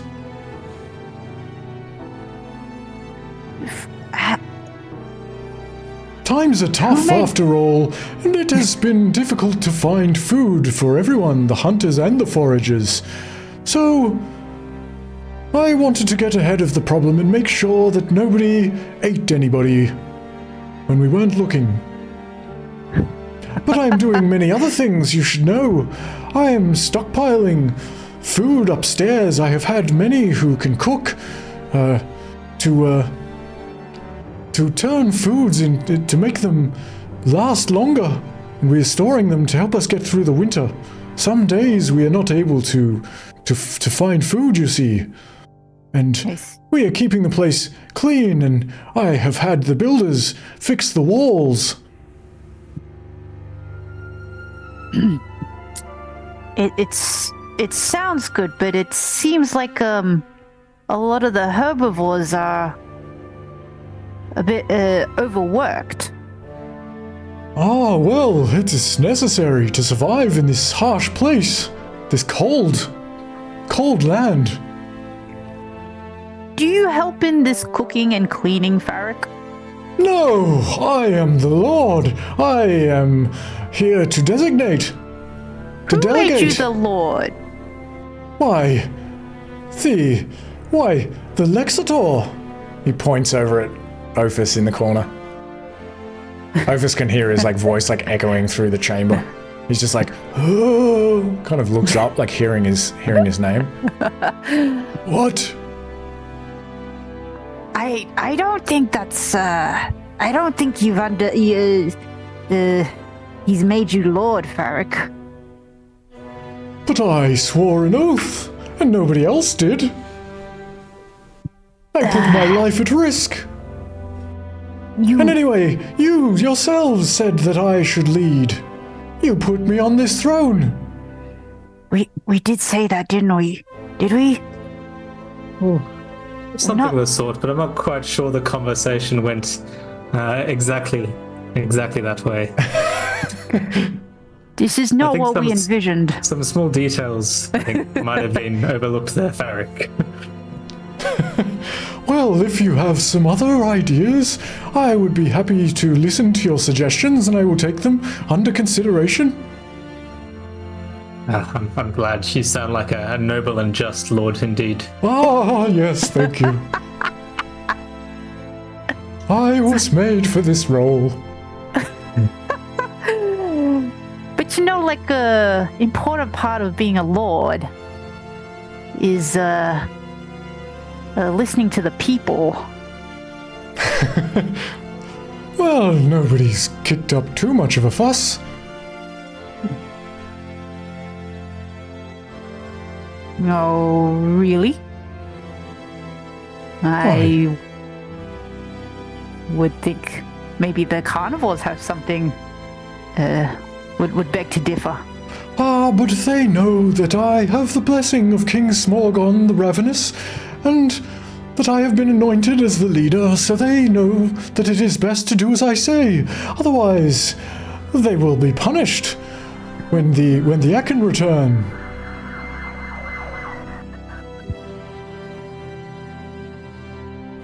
Perhaps in recognition of his services to Farrikhome, we could allow Twig some freedom in movement. After all, we've just returned after a long and perilous journey.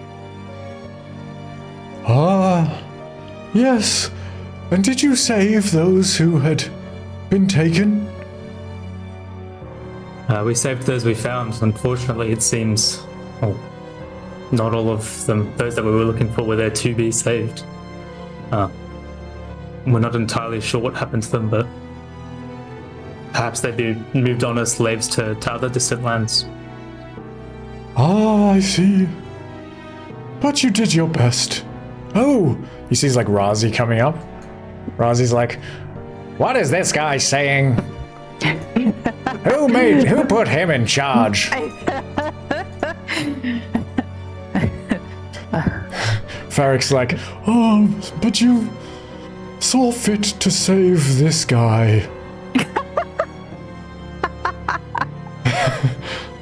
Hey, he did well. He protected the people. He's a strong warrior. He's proved his worth in battle many times over. Has he? Well, perhaps he would make a good lookout on the wall then.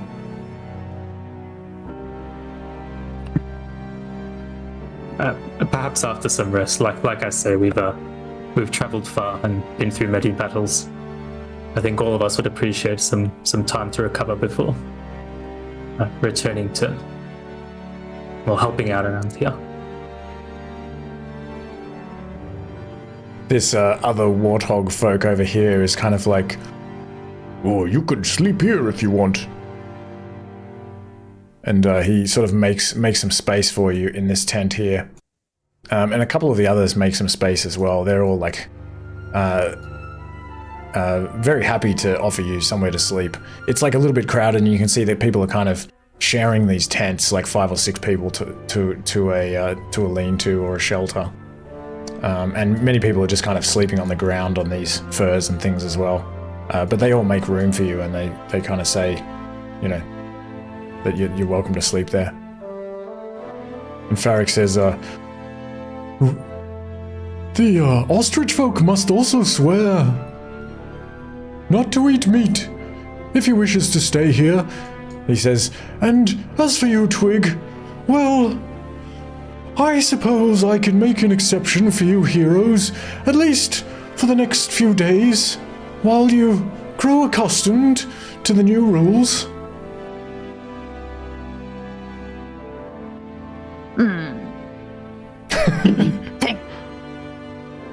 Thank you. You're as gracious as you are wise, Ah, Lord Farrik. yes, I know. Oi. Oi, I gotta sleep this off. Wait. Yeah, if everyone wants to take a long rest, you can do that. Ooh. Yes.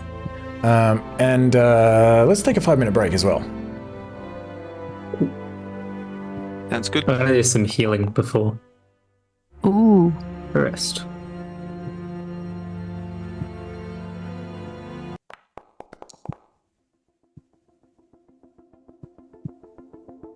Before, Yep. sorry, I was just gonna say before Vindaris takes a long rest, he'll probably speak to Hembe when he gets back. Oh yeah, okay. Before the long Yeah. rest. Sweet. Alright. See you in 5.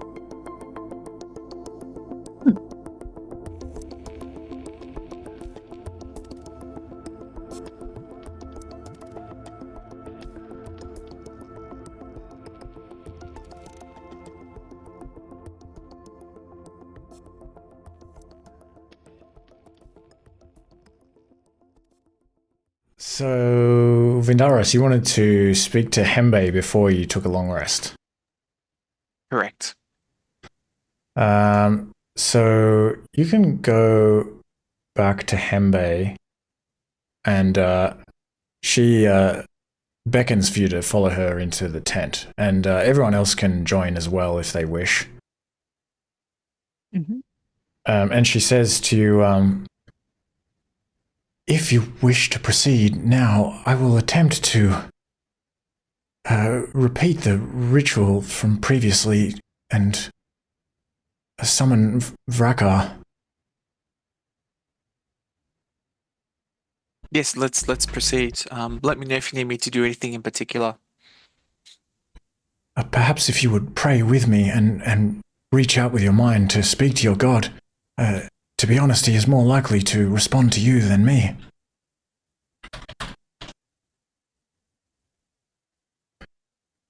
And perhaps you could help me by lighting some of these candles. She begins arranging these candles that are kind of burnt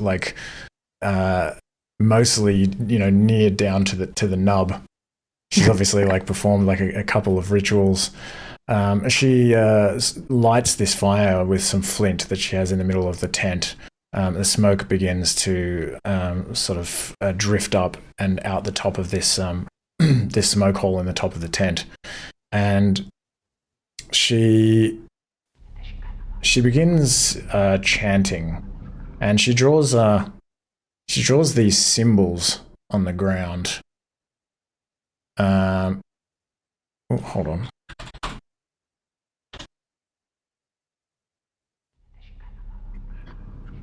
Yeah, she draws these symbols on the ground with chalk, also kind of worn down to a nub, and you can help her light these candles and also some incense. It looks like she doesn't have much of that left either. And she pours what looks like the last drop of her wine into a bowl and mixes it with some leaves and flowers and berries and things and places it before the fire. And she gets on her knees next to you before this fire and bows and begins sort of muttering. And what do you do actually? I will also kneel down as well. So yeah, not so much cross-legged, but kneel down just in front of her arms, and hands together, just in reverence. And if she starts a chant, follow along. Okay. Yeah, she will start to chant perhaps some ancient words in her own language. Maybe it is a little bit hard for you to follow along, but you could chant your own chant. What are the words of this chant? No, I'm just kidding.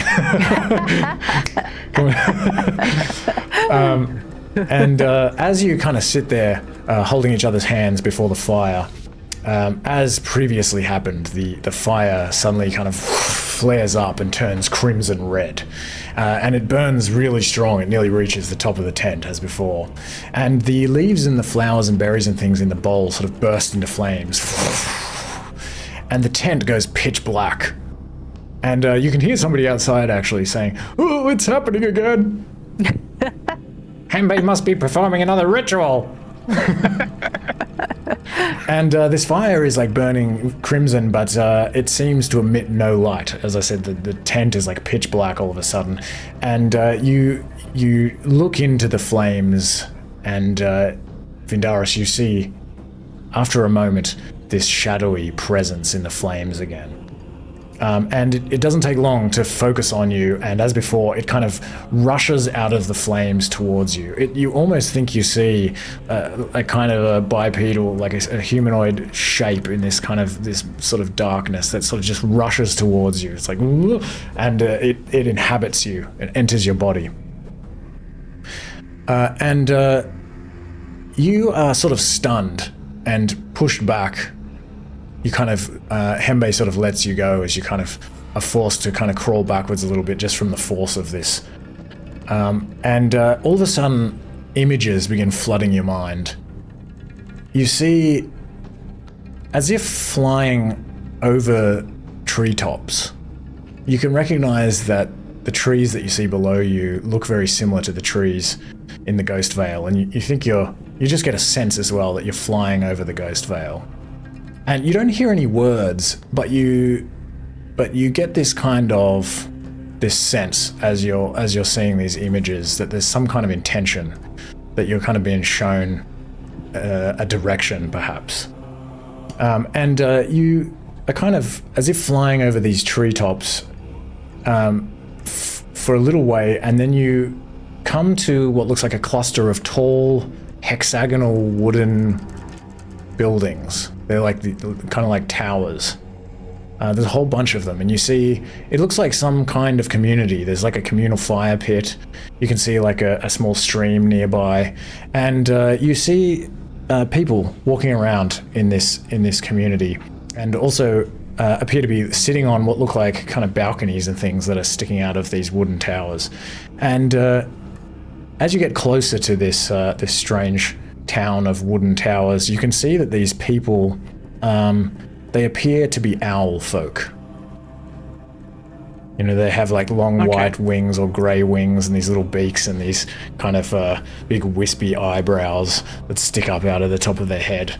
And you kind of appear to fly through this village. You see these people, they just look like they're kind of minding their own business, just talking to one another, maybe carrying food around.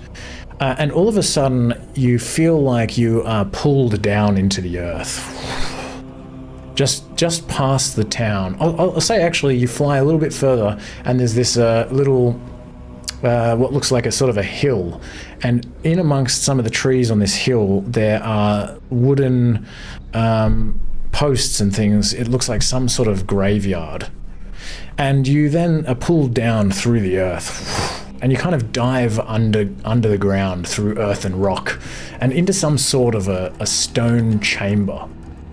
And in the stone chamber, you kind of come up face to face, or I don't know if I would say face to face, but face to this kind of roiling black mass of energy that's kind of swirling around in the darkness. And as soon as you see this thing, you almost feel that it too becomes aware of you and can actually see you. And you just feel emanating from this entity, whatever this thing is, just this kind of pure like hate and like chaotic energy like radiating from it.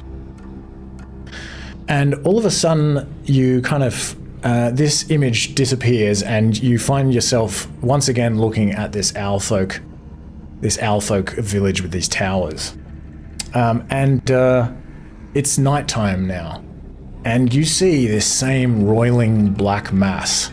You get a sense that this is now the future, and this roiling black mass is no longer aware of you. And you see it kind of entering this village, and you can see you feel like you can hear like an owlfolk like screaming, and many of these owlfolk are kind of like running away. And you can see that as this like black mass moves through the town, there are sort of owlfolk lying around, and that many of them are dead and kind of blackened and dead in its wake.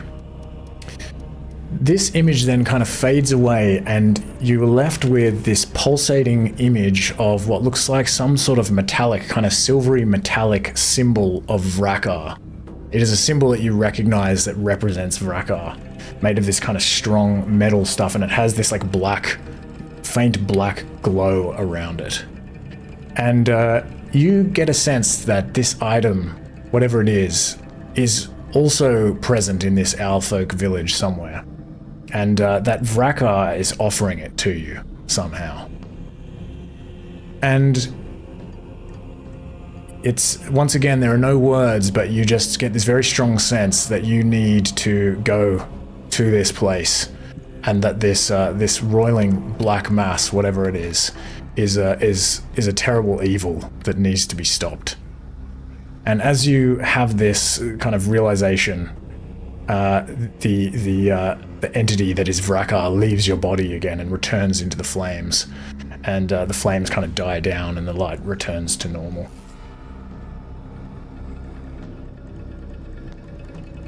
And yeah, you get the sense this Owlfolk village is somewhere to the south of the ruins in the Ghost Vale. It's very close, and you feel that something is... Vrakkar has kind of left this feeling in you that you almost kind of know where it is. You feel like you could sort of follow this feeling, and you could find your way to this Owlfolk village. Okay, his companions around Vindaris will actually see him, I would say, in the deep sweat, like just sweating, like a cold sweat, and exhausted, like he's been, like he's been fighting for his life for quite some time. And he's just piecing together what he saw at this stage. He'll thank, as he comes through, he'll thank Hembe for the message. Yes, it was definitely important, a grave message that we need to act upon, and I might call out for your assistance later on for some guidance.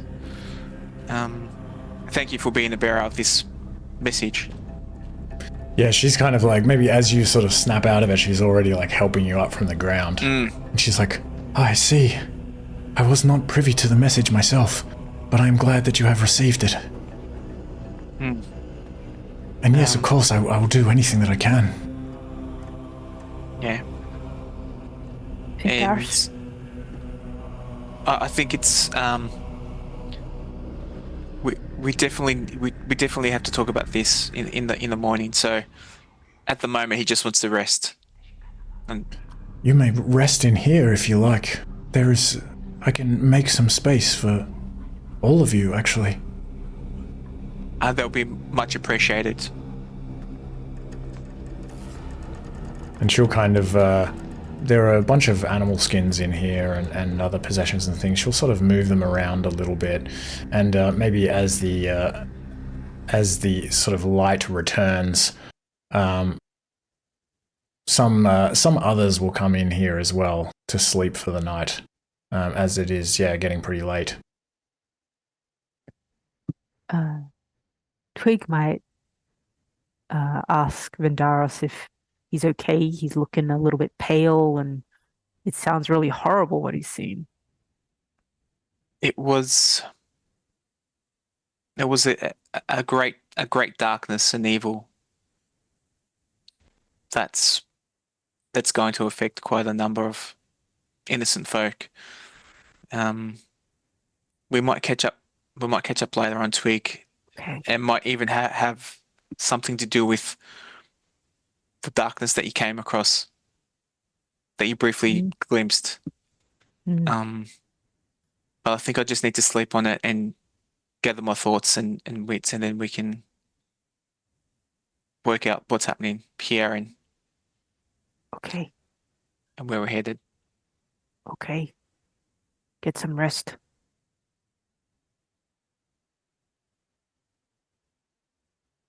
Right. And everyone can take a long rest. How long do you think you intend to stay at the ruins for? Do you have any idea? Maybe we'll just do the long rest first and then you can decide. Mm-hmm. Okay, sounds good. I'm just testing. Needs.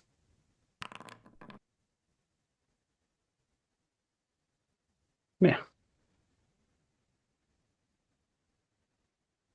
Is it working? Not No. working? No.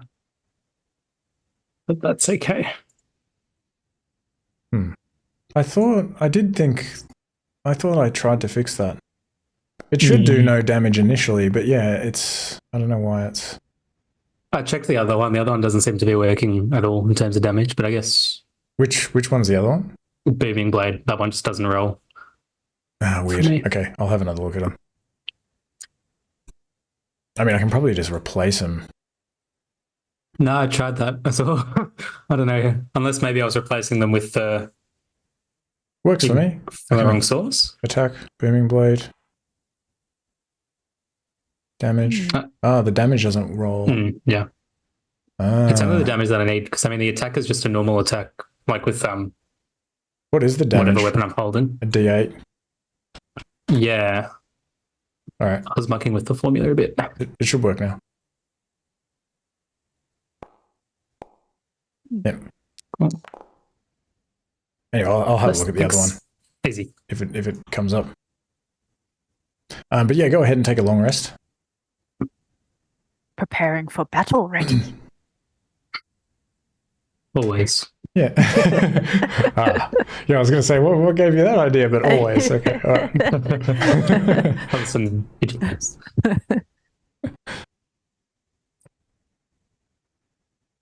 All right. Oh, actually, do I remember before I go to sleep that my gut of rabbit is decaying? Yeah, I mean, if you kind of like rummage through your stuff, you would. I mean, I guess if you're looking in your inventory, then that's ready looking in his backpack, I guess. I just want to try and start preserving it. So I guess like probably wash it, clean it with some salt water, and then leave it to dry somewhere.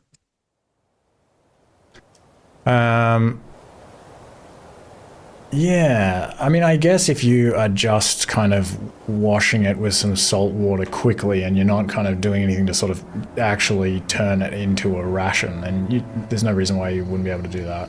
Does that turn into a ration? I was thinking like more of like a rope / like trap sort of like twine sort of deal, I guess. Oh yeah, so let me think, like... turning it into... Oh yeah, because you wouldn't really be able to eat rabbit guts. So like, rabbit guts would make, I think, because they're much shorter than the intestines of other animals, so probably like probably something like pretty small. Okay. I don't know if you could make a bow from them. Maybe, but it may be like not a very awesome bow. You could maybe make a lyre. Or like a single stringed lyre. Well, maybe like a small, like a I was thinking like a little snare or something, or maybe a small, some like thread. Or yeah, definitely stitches. like some thread or something to like you could use it in like your clothes or something. Yeah, oh yeah, true, sutures. You could use it for that, I think. That would be a process of... I might have to have a think about how to do that, maybe between sessions, and get back to you. Okay. I also wanted to do something before we slept, which was I kept a few of my healing items. I gave some to Ivan, and I'd like to give the rest of my poppies and the willow bark to Hembe. So I would have given 2 of the willow bark to Ivan and 2 clusters of poppies. So I have 3 poppy clusters left and 2 pieces of willow bark to give to Hembe. Okay. They are very grateful to receive that from you.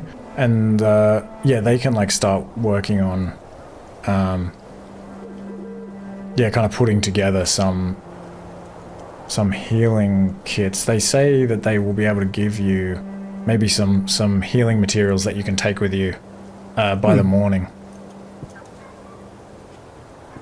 This music isn't right. It has like the sound of like horses and things in it. I'll also part with my mushrooms that are like very rotted now. Throw them on the fire or something. I don't know. Okay. Goodbye. Everyone in the tent dies from this poisonous gas. We all just hallucinate. We all hallucinate / fever dream about Vindaris as God.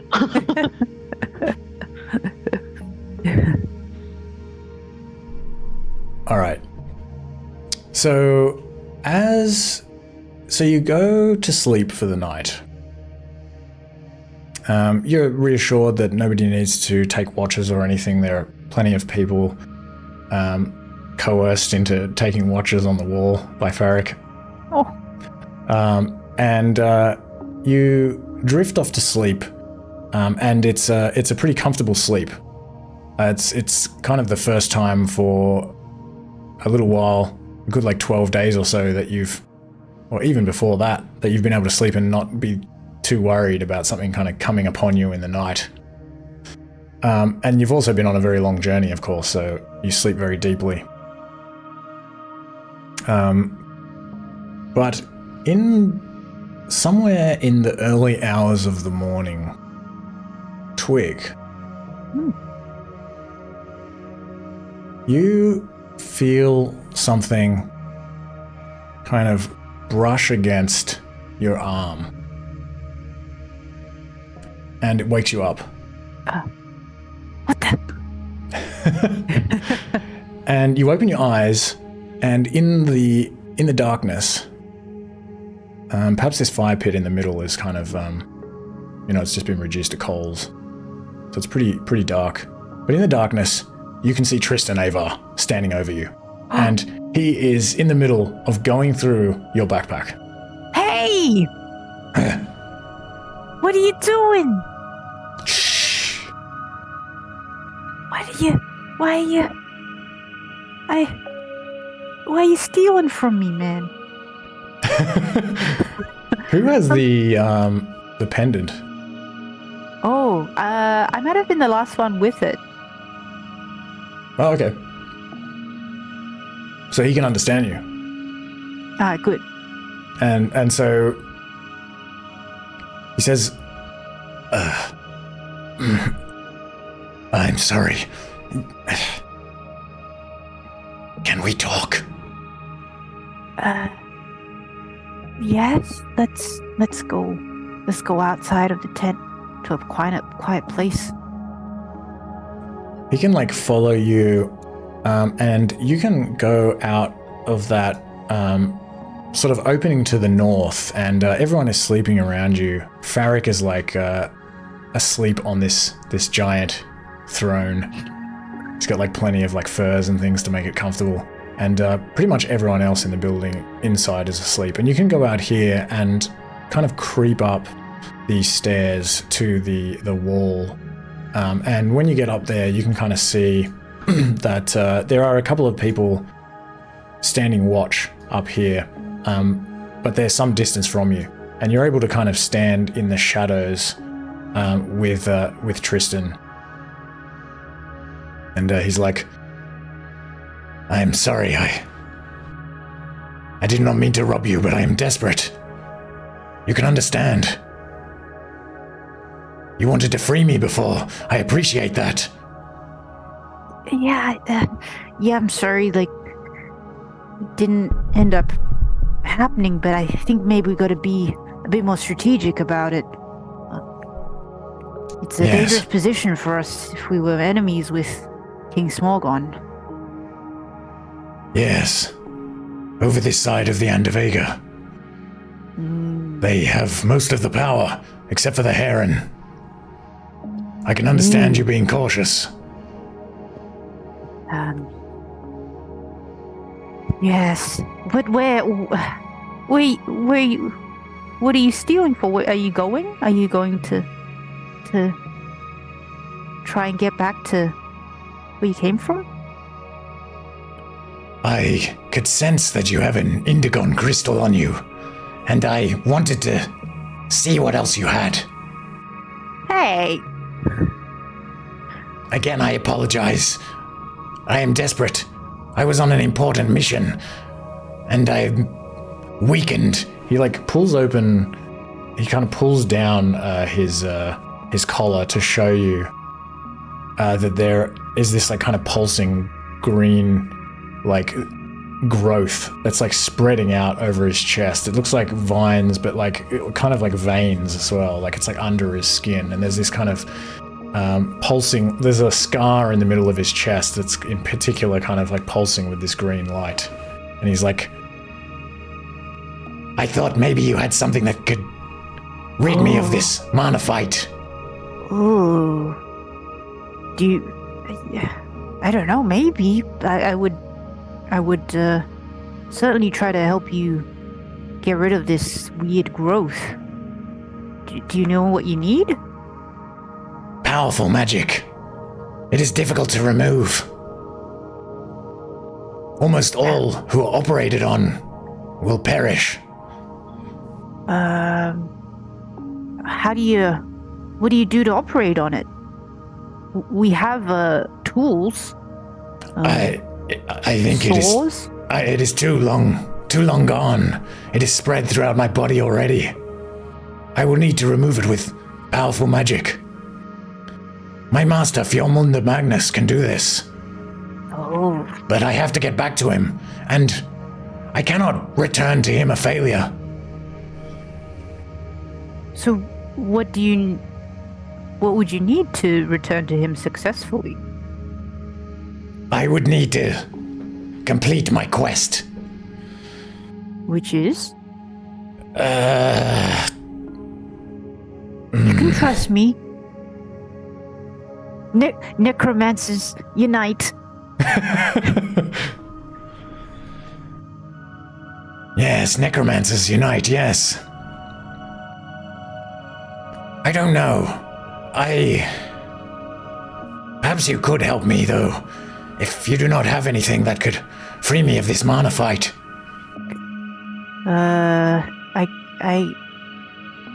Well, I mean, my friends might know some ways to heal, some ways to restore.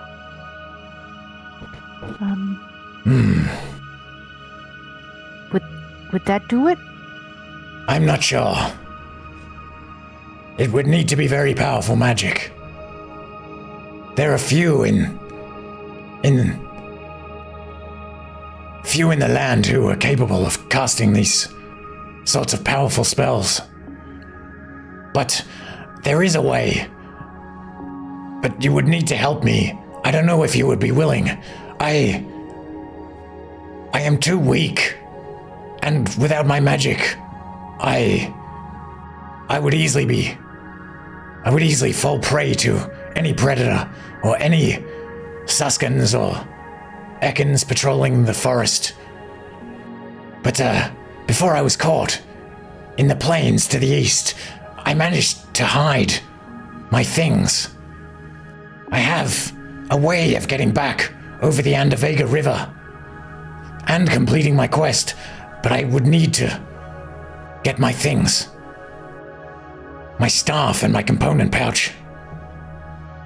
Oh, And I have a magic item, even though I am unable to restore my mana because of this mana fight. I have spells stored in this item. I can use it to cast, well, what I need to cast to complete my mission. oh. Would you consider helping me? I could help you in return. I could teach you some spells, perhaps that you do not know. Oh. Yeah. That seems reasonable. Oh, that seems so cool. I mean, how can I help you get to this staff and components? There may be another urgent mission that we may have to undertake. I see. Must you go with your friends? My friends are extremely important to me. Without them, I am nothing.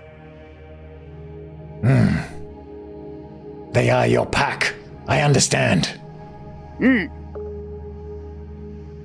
Would they help as well? Do you trust them? Oh, yes. Yes, I'm sure they would help.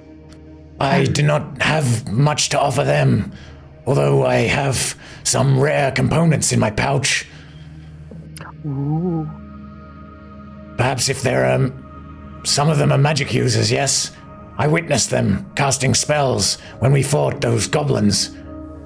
Yes. In the Goblin Rift, the Elphynian Penumbra. Yes. This could benefit them as well then, if you trust them. Yes. Of course, I trust them with my life.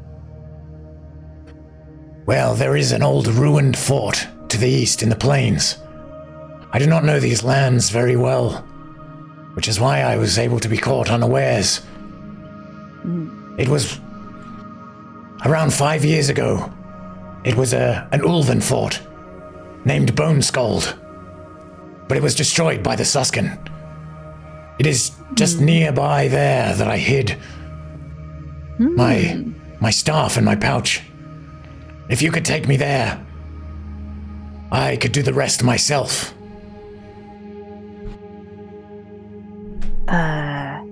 I feel like, yes, we may have come across this fort. In fact, do you know? Does Twig remember how far away it was? It was maybe a couple of days' journey, or maybe a day and a half. It's just east of Yanakishla.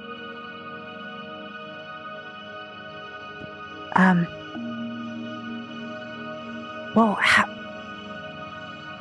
let me ask my friends if they'd be willing to come on this journey.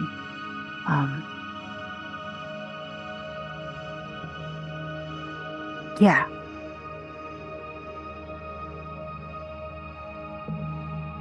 Before you do that, do you have a rope or anything? Do you think we can leave tonight? Or, because otherwise, I had to chew through that rope and climb up that wall. It took the last bit of energy in me. Uh-huh. I might need help getting back down. Ooh. But, will you wake your friends up now, or what are you thinking? I'm going to ask them now. What should I do? He kind of glances over at these, like, people that are standing watch on top of the tower to the north. Put on these ragged clothes. Oh no, I don't have these ragged clothes. Well, try and be very quiet, and we'll go back into the tent. Or, actually, no, there are other people in the tent, aren't there? I mean, I suppose if I'm caught, the worst that will happen is I'll be thrown back in there, beaten. They're not going to get rid of me.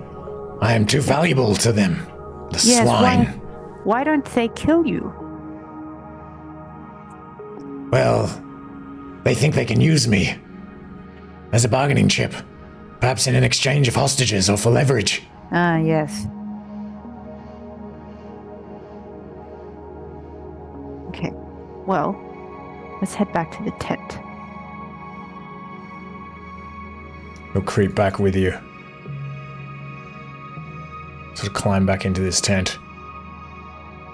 Sort of maybe put like an animal skin over his head and sort of sit in the corner, like near your near where you were sleeping.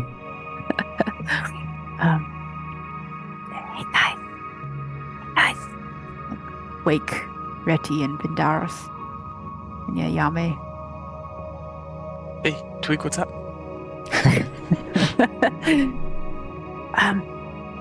So, our friend here is dying. Oh, good morning, Reti. Thank you for waking. Wait, what's going on? What? Oh, Who are we fighting? yeah, What happened this time? No fighting. We're helping out a friend. Oh, okay. Sorry to wake you. Our friend here, he's got this horrible mana fight on him, and it's sucking all his energy.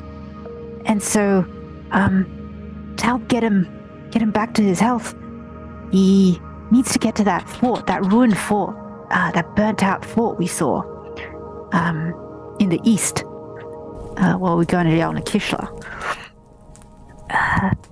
Yeah, he's just wondering if we can help him recover his magic items, and maybe he can go back home.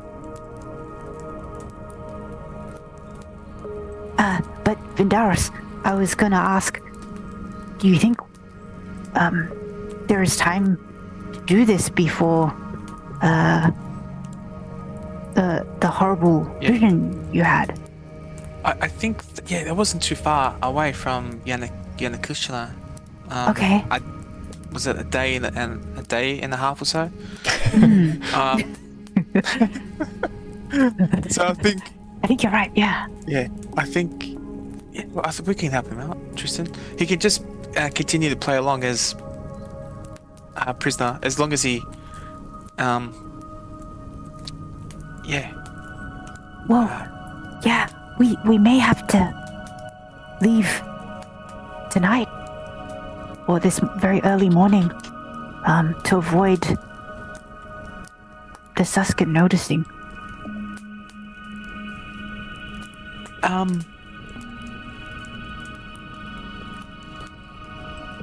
We could even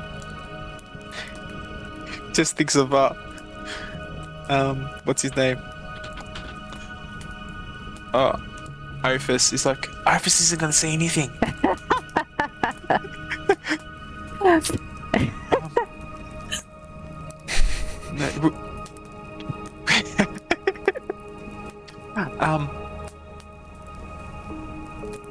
Twig, I think it's best if he does play along as a prisoner, which we'll help him. You can tell him. Okay. But we should stock up on supplies if we're heading out, because we don't know if we're coming back or not. Ooh. Yes, that's true. And maybe I don't know, what are we going to do about this Farrik situation before we go? That's true. I don't know how to approach this Farrik situation, really. Maybe you can get Ophis to explain his duties to Farrik. He represents the clan to King Smorgan, but we should have a committee that rules for the people. I like that idea. Equal parts Savannah to Jungle Common. Yes. And equal parts carnivore to herbivore. Yes. One carnivore, one herbivore. Or yeah, equal parts. What if they were elected? That's too far, I think. Oh, okay. I don't like all these radical ideas. Oh, no. Okay. I'll shelve that. Wait, you mean elected by us? Oh, yes, of course. We pick. I can do that. Okay, yes.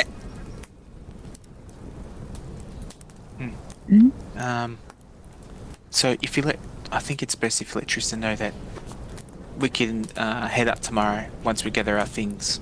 Okay. And yeah, I think that might be the better bet. Okay.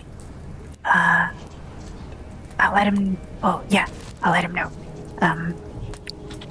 Tristan, Yes. we have to gather some things, and I think it's best if we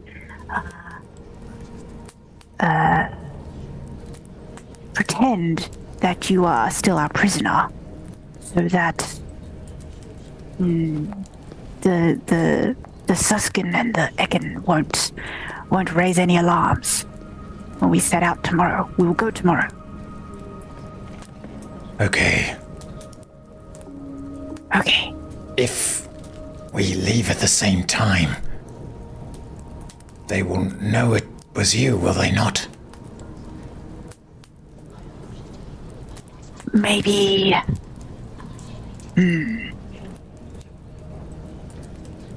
Do you? Yes, would you want to leave before us to make it look? No. He does is tapping Twig on the shoulder. Okay. Okay. Yes. Twig, Yes. I had thought. Yes. Tristan's out here already. He's lying next to me. Yes. Maybe ask him if he would like to meet us outside the gate, hidden in there, towards the east. So when Okay. we leave in the morning, he'll see us leave, and he can join us in the cover. Okay. Maybe Ophis and Ekin might stay. They're not fit to travel. Yes, they. The Ophis certainly not. So then, So he should. Where should he stay? Oh, maybe he should sneak out tonight. I'll sneak out tonight. Okay. Yeah. And then, if he wants to hide in the forest and wait for us tomorrow. Hide in the forest. Wait for us tomorrow. Yes. Yes. I'll pass that on. And maybe I'll look at Reddy because he looks like he wants to say something. No. Oh, okay. What's going on? I thought you furrowed your brow in a look. Oh, I just had a thought. I can't even understand what you're all talking about. Oh no! Like, I'll let him know. I'll pass it on. I'll pass it on. He's yeah. Oh, did you explain it to me, Ismail? Oh, I was just going to ask, do we trust him fully? Perhaps one of us should, I don't know, wait and make sure that he's escaping the right way, shall we say? Oh. I trust him, but you have a good point. Do you want to keep an eye on him? Sure. Perhaps I'll meet up with you afterwards as well, or I'm not sure. What do you think's best? If you trust him, then I'm happy to. I think one should be prudent in these strange lands.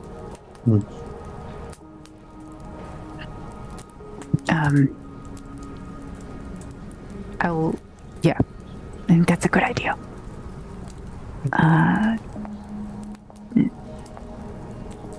I won't say that to Tristan.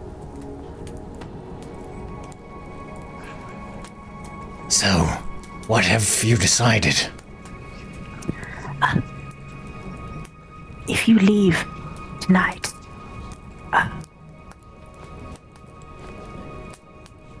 and hide in the forest, and wait for us. Tomorrow, we can head out there. Maybe the Zuskan will say, "Oh, where has Tristan gone?" And we will say, "Oh, we will find him." And we will go. And we will accompany you to the east. I like this plan. Good. I will make sure to reward you all for helping me as much as I can. And I will not forget this. Thank you. All right. I will meet you just in the tree line across that stream. I'll wait for you to come there tomorrow. Okay. Very good. Very night. good. See you And good there. luck. He kind of creeps out very carefully. He keeps this fur over his head, just in case anyone sees him. And you see him kind of push out through the tent flap. This kind of tattered brown cloak sort of disappears behind him. Maybe the last thing you see is just this grey, furry tail. Just disappears.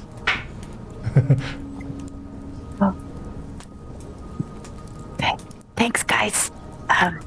Quick. Yes. Good night. Good night. Thanks, Thanks, Vidars. All right. So you can sleep for the rest of the night uninterrupted. And you wake up the next day May drama. sometime in the morning.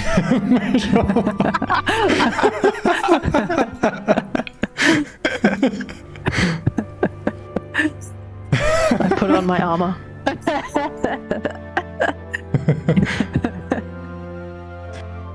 And you can hear some various chatter as people kind of wake up in the morning and begin various tasks, making clothing and cleaning. And Farrik is kind of ordering people to go out on watch and that sort of thing. And you can also see that Ophis is awake. Before. Maybe. Yep. Oh, sorry. I was saying, before everyone moves about their own ways, while we're waking up, I might just get everyone's attention with Hembe as well, just to go through the vision that Vendaris had yesterday, and he apologizing for holding off, but there was such a heavy darkness that came over him, and he explains about what he saw, that darkness approaching the town in the south, and how it was I felt like a pure evil destroying this town as it was coming through, and people were running for their lives. And if we don't do anything about it shortly, it will come into fruition. So, if you would like to join me, you're more than welcome. If not, I understand. We'll certainly join you. I'm with you. Thank you.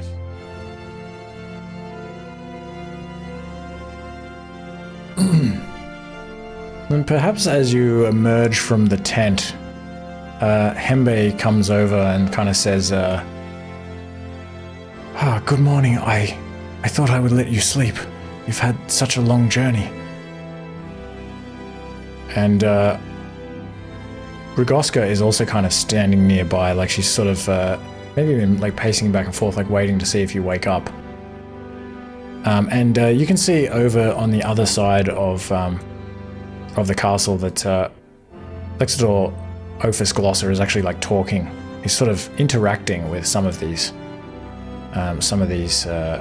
refugees, or these tribe members, perhaps. And Paludo and Junti kind of say good morning to you as you come out, And they're like, "Oh, good morning. Are you going to go to Verdalade?" Oh, they've just woken up, dear. Don't bother them. They haven't even eaten breakfast. Oh, sorry. I'm just so excited by the idea.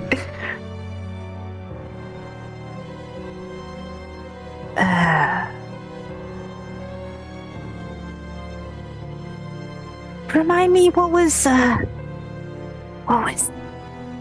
happening in Verdalade? Was this tree spawn? Yeah, so in Verdalade, it's a village of Ungul that is led by a circle of druids, and they need help. And the Ekin, Captain Iskender Zaglo, suggested that you could pay for the rent of like living in this castle by going and helping them, and also that they owed rent because that was the rent that you actually have in the chest. That's right. But yeah, they're in trouble. They need help. Something's been stolen from them by the tree spawn. And Paluto's like, "Oh, it's just that pig folk has been trying to communicate with us. He seems to be able to understand us. He used some kind of magic spell where he drew a circle on his forehead with chalk. And he's been saying this word Verdalade and describing it as a place where we could get things. We could perhaps trade." And Bragoska is like, "I am sorry to bother you in the morning, but if you are going to Verdalade, I would very much like to go. I would like to acquire some more things for some of the efforts I am making here. Maybe some tools for weaving and clothes making." And Paluto and Junti are like, "Oh yes, we would like to. We're hoping to maybe trade for some seeds or something to help the garden grow." Yes, maybe something that would grow better in this environment. And as Bragoska says that, Vriendaris is like, "Were you after a weaver's kit?" And passes her the weaver's tools. "This is amazing." She looks over this weaver's kit. Yeah, good You're boy, like Bragoska. Father Vindaros Christmas. Yeah. This is incredible. Where did you find this? On our journeys. I'm sure I had this in mind when we found it, that you'll make great use out of it. Yes, thank you very much. If there is anything I can do to help, I have made some warm clothes. Perhaps you could have some cold weather clothes. It is still very cold out there. Thank you. That would be great use. And I'll pass it on to the team. She can go and retrieve 2 sets of cold weather clothes and bring them back for any 2 party members who wish to have them.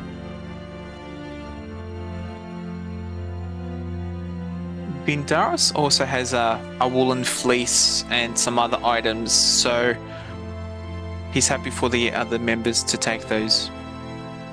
I actually have a weather clothes. scarf of pondering, which resists the effects of cold weather. It's alright. I wouldn't mind some cold weather clothing.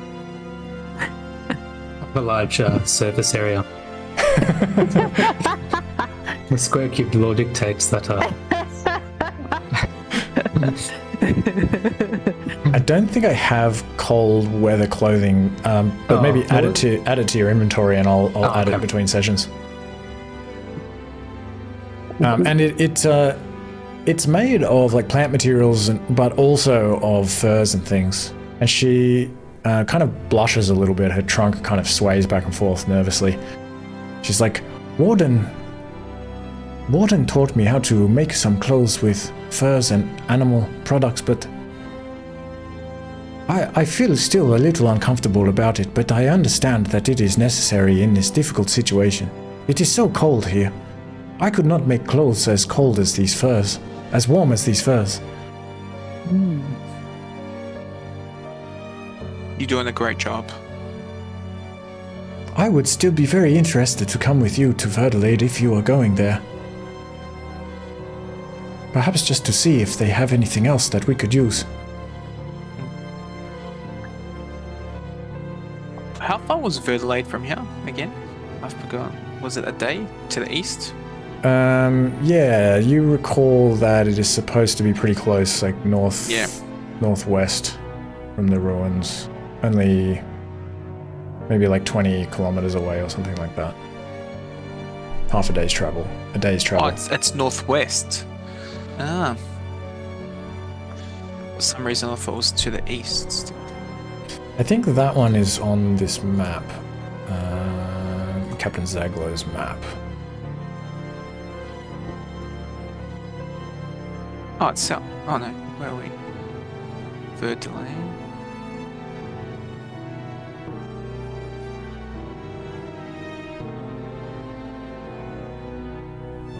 Oh, I see. Yeah, up the top Oh, left. ruins. Oh, south. I wish you could zoom in to these handouts. Oh, yeah.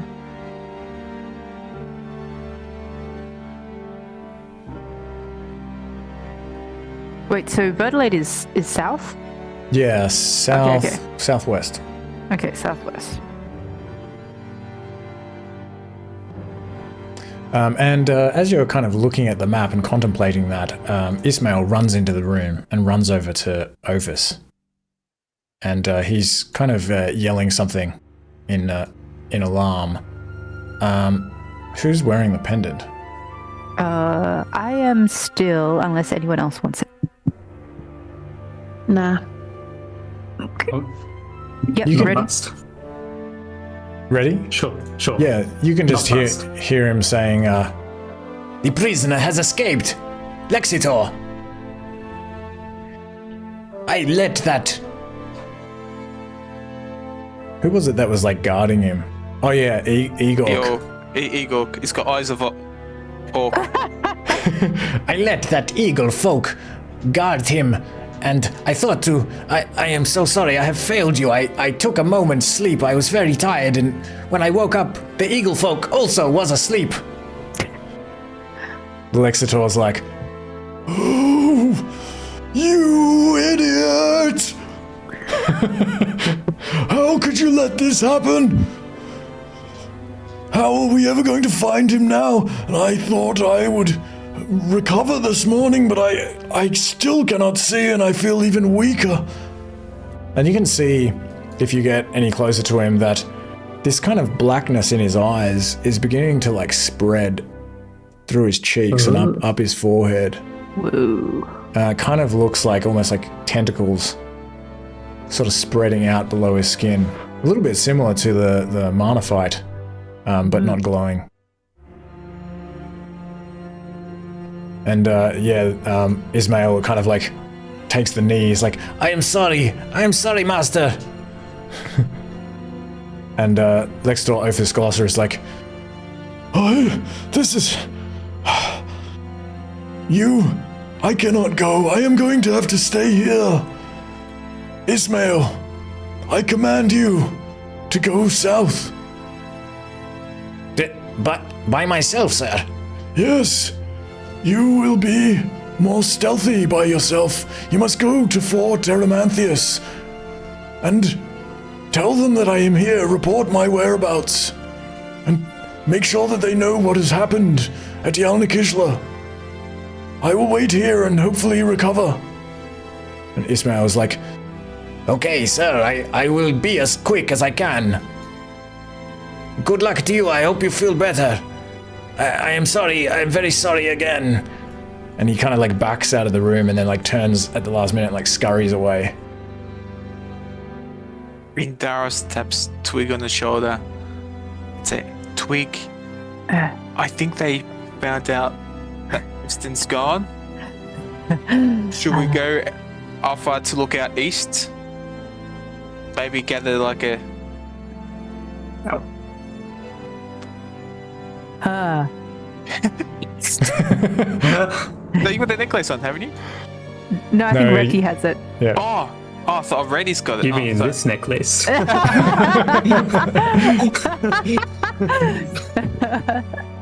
Yes, it appears that Tristan has gone missing. Oh no!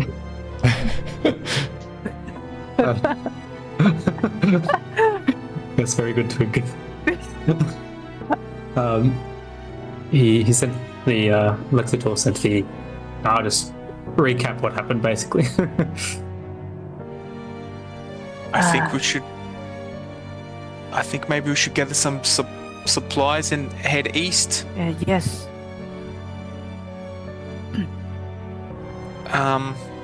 Yes. Maybe we should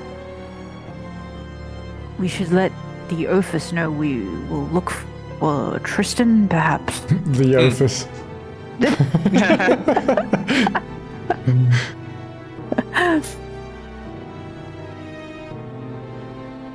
Yes, perhaps we can offer our services and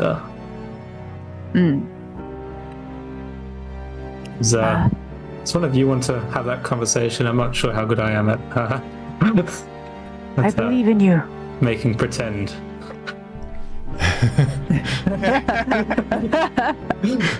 Have faith, Ratty. Have faith. I feel you're inspired today, though. I do feel a little bit inspired. That's true. All these events have made me feel quite yes. I'll approach the Lexitor and say, I see you seem to have misplaced your necromancer. Who goes there? There's only one group of people who can still speak Boorish here, is there not? Oh, yes, but it seems to keep changing. Oh, yes, no, that is right. I forgot it is the pendant. I'm sorry, my mind is clouded. I can see shadows moving around. Like there are other beings here other than these people of yours. I don't know. It's like I can see into another world. It is very disturbing. And I keep seeing flashes of terrible things in my mind. Unspeakable things. Anyway, what did you say? I'm sorry. Your necromancer, I hear, has Yes, Has fled. escaped. You didn't have anything to do with that, did you? No, of course. We would never be, we would never help one such as him. who's Give me a caused your deception people check so with much your trouble. -1 that you were afraid of using.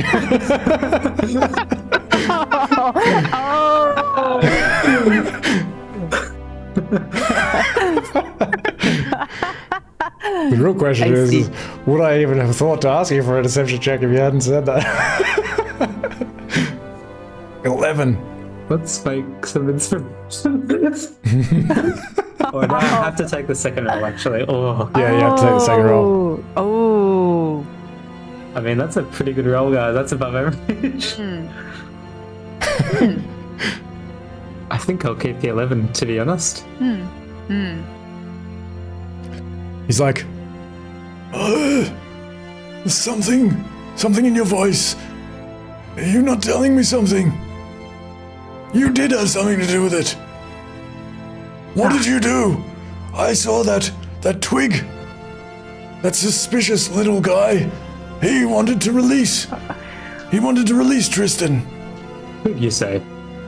No, I'm sure he wouldn't do that. He's been an ally of us for some time now.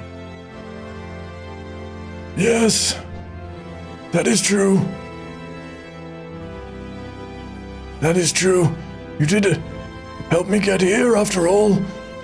I feel a modicum of safety despite my situation. Still, I don't know, I feel like you're not telling me something. But, okay. Do your people have any stories of perhaps something like this condition that you seem to be going through at the moment? No, this is I don't know, a curse, some kind of foul magic.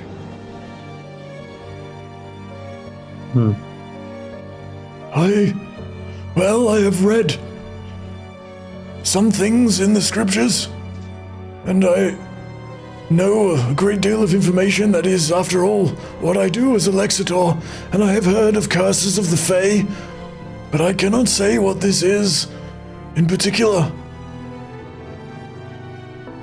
Perhaps it will pass in time. I have Perhaps with some sent... rest and Yes. Yes, I have sent my soldier south to report my whereabouts at Fort Eramanthius. Perhaps I will stay here until they arrive. I would be very interested in talking more with some of these people.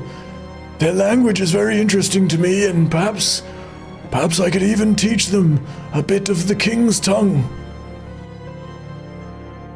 I think many of them would be open to such an exchange of education. It is, after all, the role of a Lexitor to teach those, usually at least 5 within the territories that we annex. I don't see why I shouldn't do that here.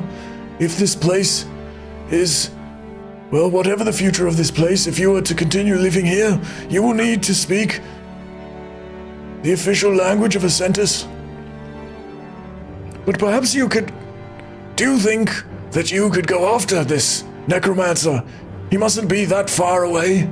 He was very weak and does not have use of his magic. Do you know where he might be headed? Perhaps back to the Andavega. I don't know how he would get across, though. It is a very large river. Maybe back into the plains to the east, in eastern Khalidin. We don't know what he was doing there, but perhaps he has resumed his previous efforts, whatever they were. Well, I believe we were going to set out again soon, so we can certainly maybe spend some time searching for this necromancer before he causes any trouble. If you can find him, I will ensure that you are compensated well once reinforcements arrived. Well, we'll see what we can do, most certainly. Very good. My best wishes to you until then. I hope this starts to clear up a little bit in the days to come. Oh, thank you. Me too. And good luck to you.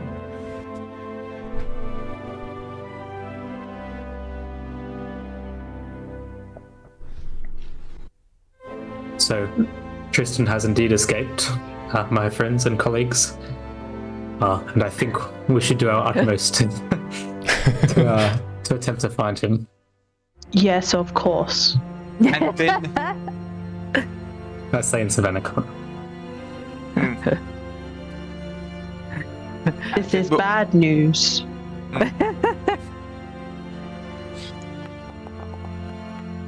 and then we can once we come back, we can possibly head out to Verdelay if need be, south. I'm not sure that Ophis Glosser believed me, I'm going to be honest, but I don't think there's much he could do about it. And he did promise us compensation were we to bring him back. But alas. He's not got much choice in this, does he?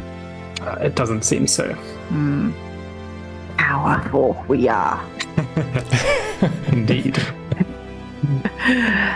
Well, maybe, do we have any more rations about? I have plenty of carnivore rations. We still have some on hand, but I only have 3 herbivore rations. And I have none. Well. I also have all these gemstones I've been lugging around for the past 2 weeks. I'm not sure whether I should Maybe keep those for Ferdinand. Perhaps we can trade them there. The blankets. May I have the rugs, please? You may. And Vidash just dumps them.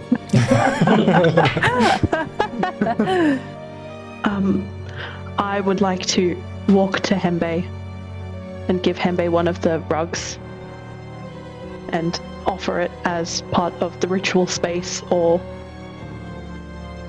for whatever usage it would make sense. Most gracious. Thank you. This will go nicely to make things softer and more comfortable in there. These cold stones, the cold creeps through even some of these thick furs. Of course. I'm taking the other to Ivan. He would love that. Can I put... Sorry. No, go for it. I'll just start heading back. I go up to him and I say, you haven't seen Sherman around, have you? Yes, I'm missing him a little, I admit. My chagrin. He's just down there. God. He lives in that small room with a few of the others down there. She points down in this direction. Mm-hmm. Thank you. I might go pay him a visit.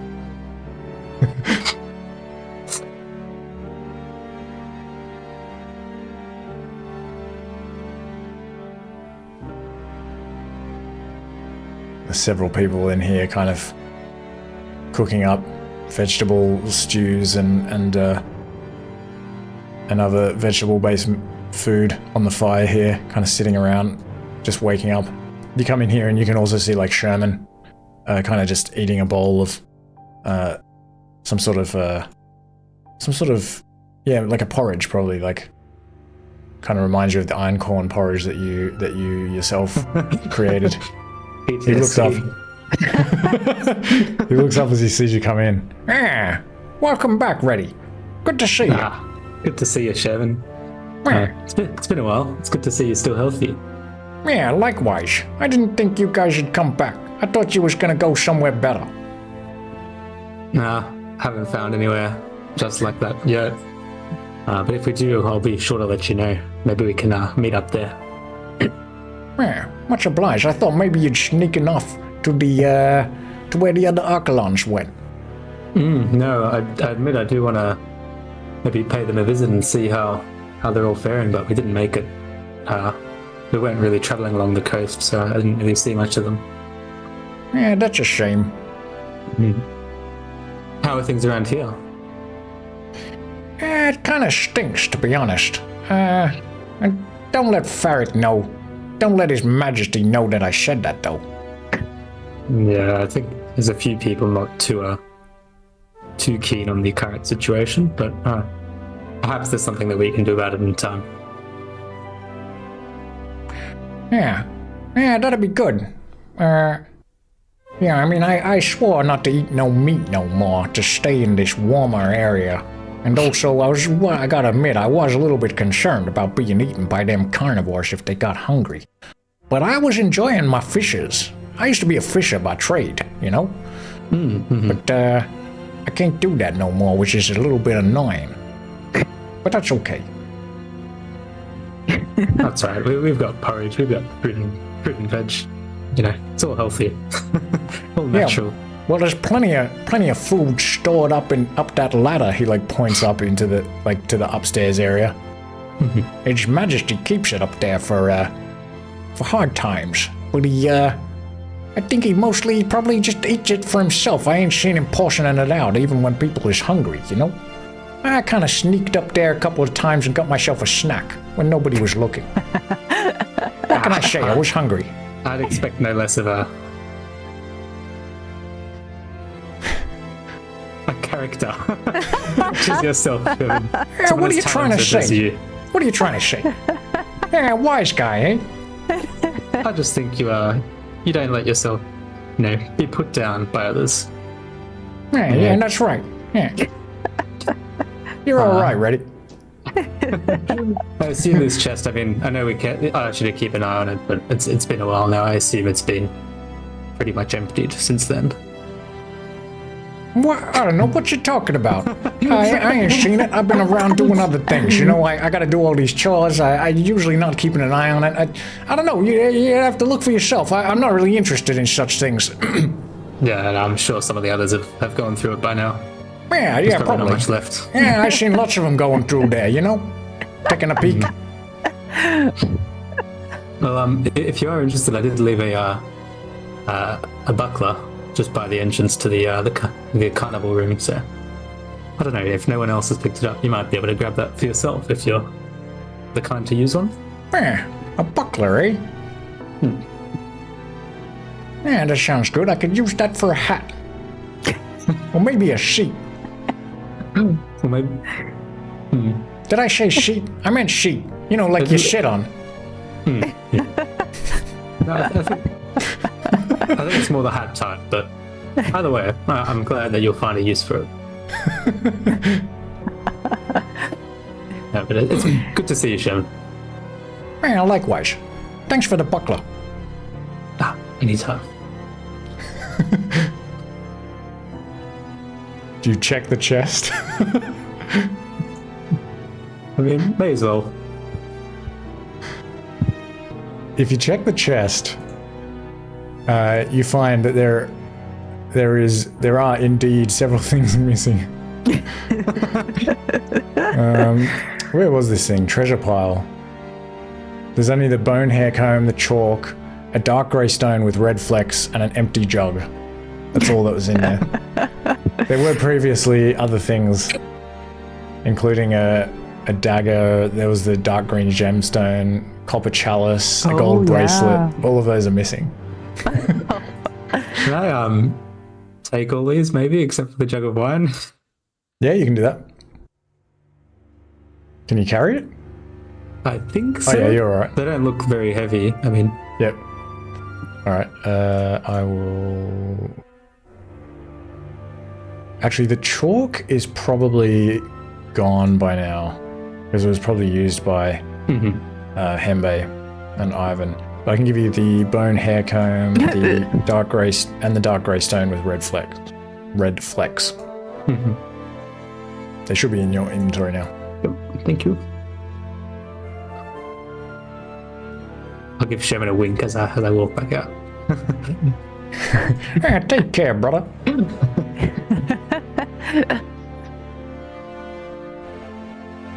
Can I do one more thing? I'm assuming by now I've kind of wordlessly handed the rug to Ivan in the other room. And I've also got a few extra weapons.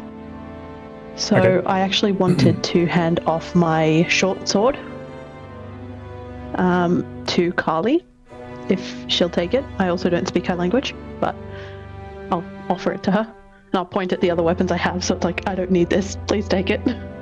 She kind of speaks in rough Savannah common. Thank you. Valuable. Not. Very, very valuable. I am thankful. Oh, yes. And I kind of point towards, if I can sort of peek around the corner, towards Ophis. Just be like, and I'll kind of hand that one off. And I also have 2 daggers. And if these guys are doing the hunting, I'll kind of hand them off to some people in the room who might take them. Alright, so bronze short sword, Carly. And yeah, the daggers I'll put in this folder. Yep, I've already taken them out of my inventory, but I had 2. Sweet. Alright. And they thank you very much for these weapons. They're much sharper than anything they've been able to make, and will help them a great deal in hunting and preparing food and such.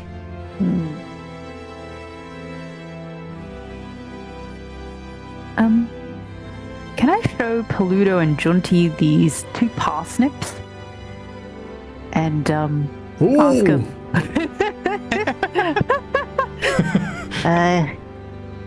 Can you do any? Crowd around, like looking at it. Parsnips. They do grow here. See, I told you, Junti. Yes, dear. I might tell him where I found them and ask him, can you do anything with these? They might turn into might be able to make some rations or make an interesting soup. How long ago was that you pulled them from the ground? Well, I thought it was maybe in the last session. So we're talking about yellow flowers, yeah. Okay, yeah. They can maybe kind of sniff at them and be like, ooh, we could even try to plant these. Can you, would you be able to, because they're like tubers, right? You can usually, replant them, like potatoes and things. Yeah. As long as there's still a bit of root attached, I'm sure they'll regrow. Yeah. We could try planting these. Oh, yes. In the garden. Yes. I hope they do well. They're both learning to speak Jungle Common as well, so they can kind of roughly speak Jungle Common and thank you. I also have an unprepared herbivore ration. I guess I'll give it to them if it's still not rotted. Do you remember I don't where really it know was? when it's from. No. But I thought you got rid of the ones that I had from 2 sessions ago. Yeah. So I don't know if I picked this one up last session somehow, but... Yeah, because I think generally speaking, if you leave Oh, no, sorry, it just says quantity 0. Never mind. Never Oh, okay. Sweet. Yeah, I think generally speaking, if you leave food, even if it's vegetables, for even a day, I think is not ideal. Maybe I'm being a bit overzealous about it. I'm not really sure. I guess it depends on the vegetable as well, though. That's true. Because there's some that are very sensitive. That's true. And others that have a lot of antioxidants and things. Would you eat a carrot that was on the counter for 2 days? Yeah, I feel like carrots are fine. Or yeah. Potatoes. Potatoes Oh are yeah, potatoes. fine. That's Onions true. are So good. definitely, I didn't think of potatoes. So yeah, I guess it would depend. So you, Potatoes. oh yeah, but you don't have one ready. They kind of see you looking for one and then just coming up empty. But they kind of say, Are you going to village? So we can exchange? Soon. First, we're going to go find someone. Okay. I forgot who had the pendant again. I think Reti. We can always just assume you're passing it around as needed. Yeah. Okay, well don't forget us. We'll try to plant these tubers. I could never forget you. Good luck on your next journey. Thank you. Would you have any rations for my big friend here? Oh, no, we're not allowed to keep any extra food. You'd have to speak to Farrik about that. He's got a whole stash of it upstairs. Oh. But many of us have been trying to use the sand from the beach to prolong the life of some of these foods. And so, yeah, there are some, and also foods that last longer, such as potatoes and things. That Farrik has been stockpiling upstairs.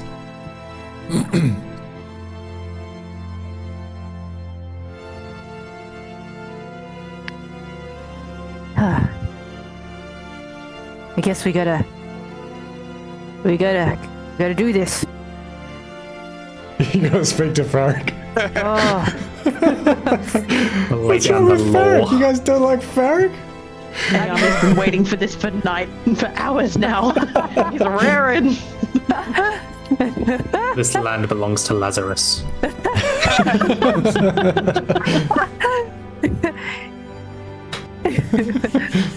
Yes, Sherman may have mentioned some a stash upstairs that he's been visiting. Are you saying this to Farrik? No, I'm saying this to Twink. All right. yes. All right then. So, I'll let you go first. As you approach the throne, Farrik's kind of sitting there, like adjusting his scarf, and he's got this like stick that he had since you made your way here originally, and he's kind of just sitting on this giant throne. It's like much too big for him, and he's got like his hoofs kind of like dangling off the end, and he's like, "Oh, good morning." He's like, "I have some chores for you. Actually, I'm glad that you have woken. You slept in a little bit too much." My God.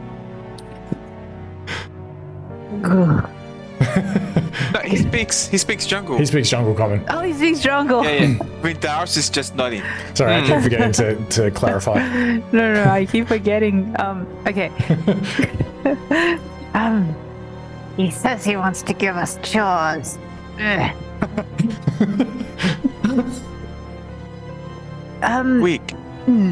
Twig. Do you think he misinterpreted Ophis's allegiance? I think he might Yes. need to be reminded of it. Yes.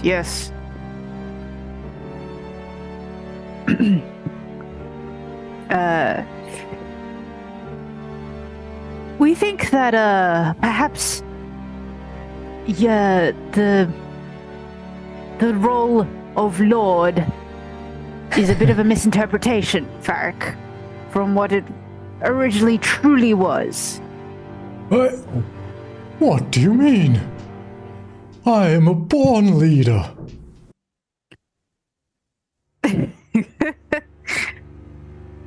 You certainly do seem to enjoy being in a position of power. But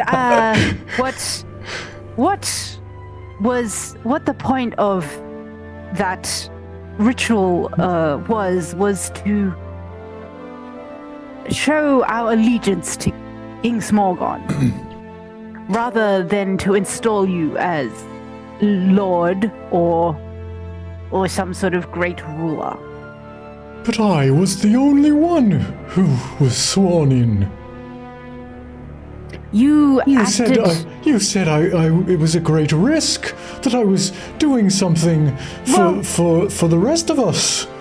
Somebody needs to take control in order to organize this rebel. I mean, okay. Yes. Control, some sort of structure is good.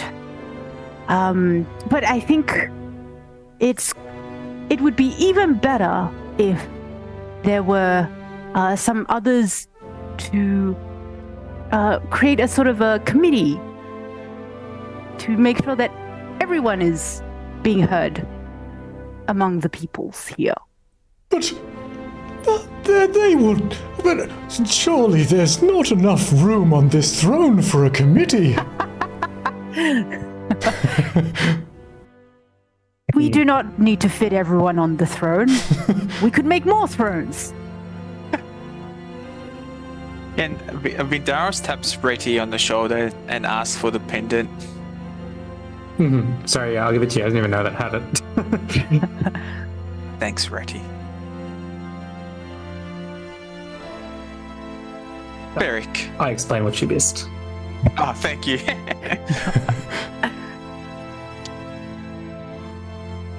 You've looked after the people well in our absence. They have fed, but they are truly not happy and overworked. Oh, This, a bad attitude. yes, and I'm surprised there hasn't been an uproar yet, or a rebellion against you.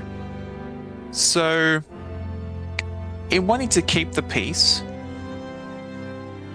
we have thought a committee of carnivores herbivores across both the savannah and savannah and jungle areas to decide on what's best for the group. And please, you're more than welcome to represent us to King Smorgon when he calls upon it, which is a privilege. The decisions, the decisions of the group should be made by representatives of the group. And does his representative approve of this notion? He looks over at Ophis. Sorry. Ah. I'm sure. I'm sure Ophis will be. He is more than.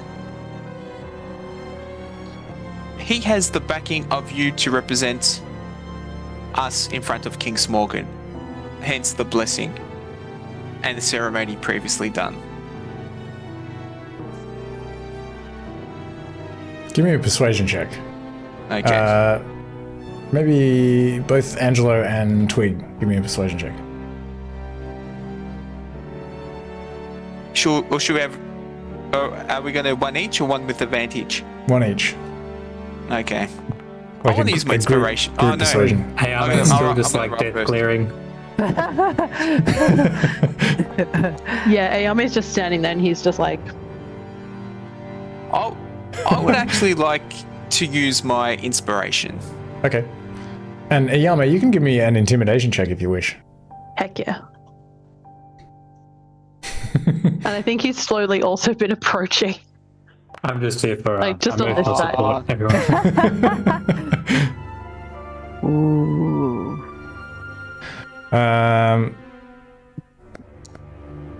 So 10, 21, and 9. I don't think that's going to do it.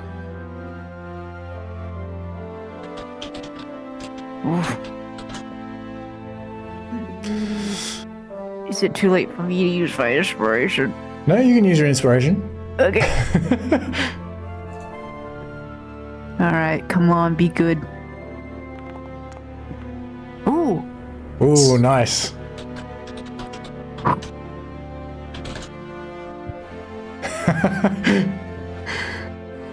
$15.6. That rounds up to Round up. 16, which was the DC. Oh my goodness.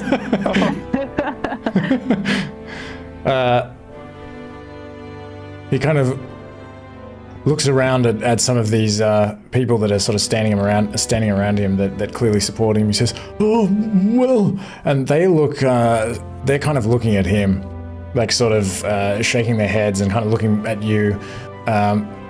You know, everyone respects you a great deal because of everything that you've done, and he can see that he's clearly outmatched in this situation, and he's like, "Oh, okay, I suppose I have a suggestion. What if we set up some kind of council? How do you like that idea, everyone?" Yes, he kind of calls it out. It's like, "I have an idea. I would like to make an announcement." Everyone in the castle ruins start. Many of these people, these herbivores and omnivores, gather around. "I have decided that there shall be a new form of leadership, a council, a democracy of sorts."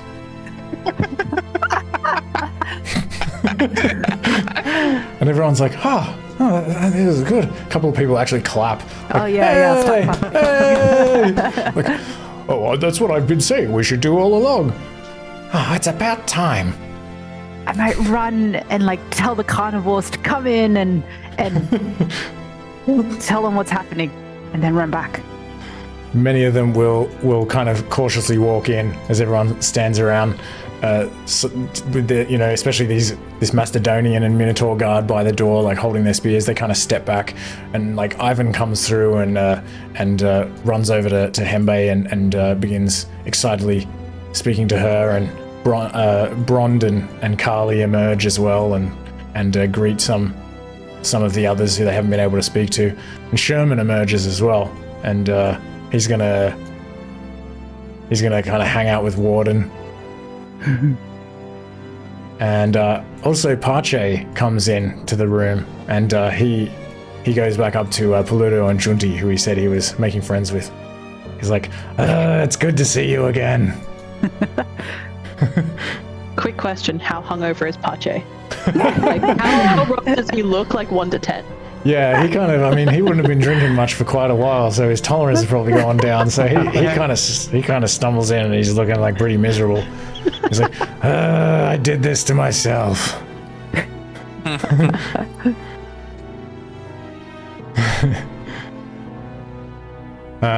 But yeah, everyone seems much happier about this this arrangement. And Farrik says, "Oh, perhaps as my advisors, you might like to suggest who should be on this council." Yeah, you should suggest. Yeah, don't let Farrik decide. Bron's like, I think Carly should be on the council. She is very wise and strong. Ooh. That is a great decision, Bront. and She's Ivan's very like, level-headed. I believe that Hembe should be on the council to represent the gods. We need someone as intelligent as her. Pache's like, I don't want to be on the council. I just want to go back to sleep. and Razi's like, "Oh, council, I should be the chairman of this council." You have the legs for it, Razi.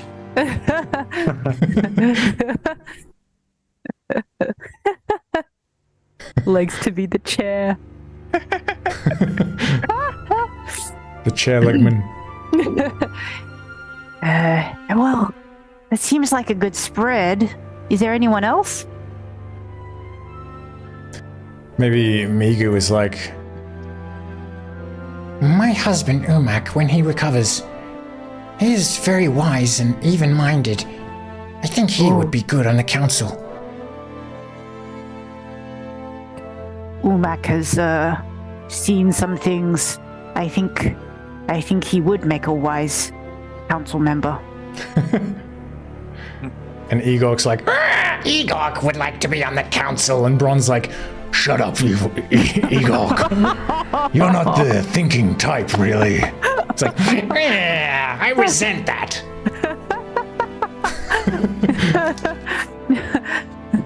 and maybe Warden also is like, Oh, I would like to be on the council.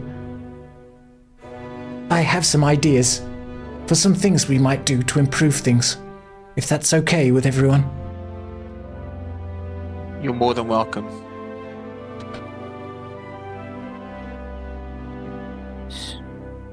It seems like a good council. Lots of voices. Fairly even split. Very unified.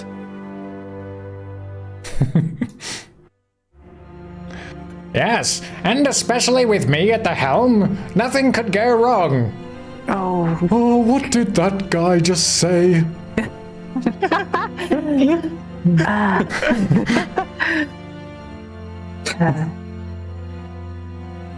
Razi, you're Oh yeah, you mean intelligence check? Vindaros will pull past the necklace over between. Thank you. Razi, the aim of the council is everyone is the same on the council. Everyone's the same. Yes, everyone's at the same level. There's no chair, or everyone's a chair. But You don't see you what think I mean? I could offer some guidance, some leadership? Yeah, well, everyone can offer guidance, Razi, and then you can discuss it. And I mean, I think you have some great ideas and great initiative. But I'm smarter than everyone. Razi, Your head looks small, but it's getting pretty big. Why, yes, my big brains weigh my head down at times and hurts my neck. You gotta watch out for that. You don't want to get too cocky, otherwise it might get even bigger, and you'll have some problems. It's I've seen that happen. Well, okay then, I suppose I can be the wise man of the council, submit some intelligent decisions when they're needed. I accept. Okay, that's great, Raz. I love that attitude.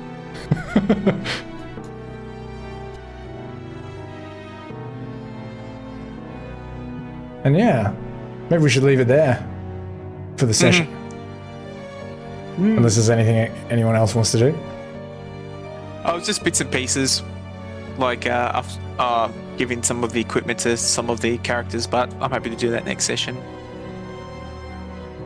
Well, how much equipment? Oh, okay. So, Vindaris would like to give the bronze halberd that he has to Bronze. Okay. I think he's well deserving of it.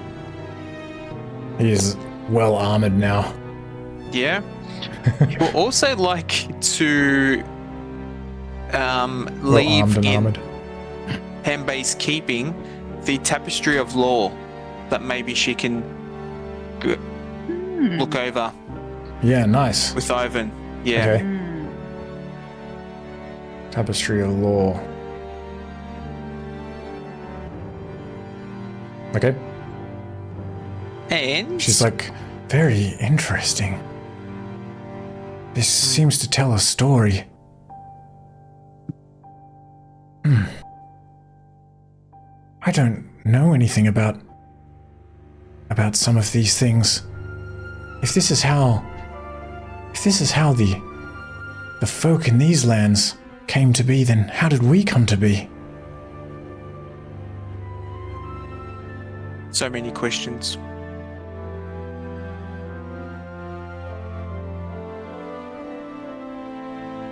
He will also like to stock up the stockpiles of the tribe with some spears. Okay. So he'll give the tribe 2 spears. All right. And Bronze spears? Do I have bronze spears? Oh no, I've only got the. Oh geez, I've got 5 of them. Yeah. Flint spears. So I gave her. It was 2 wooden spears, So 2 flint spears? 2 flint spears, Okay. Oh, and 2 wooden spears.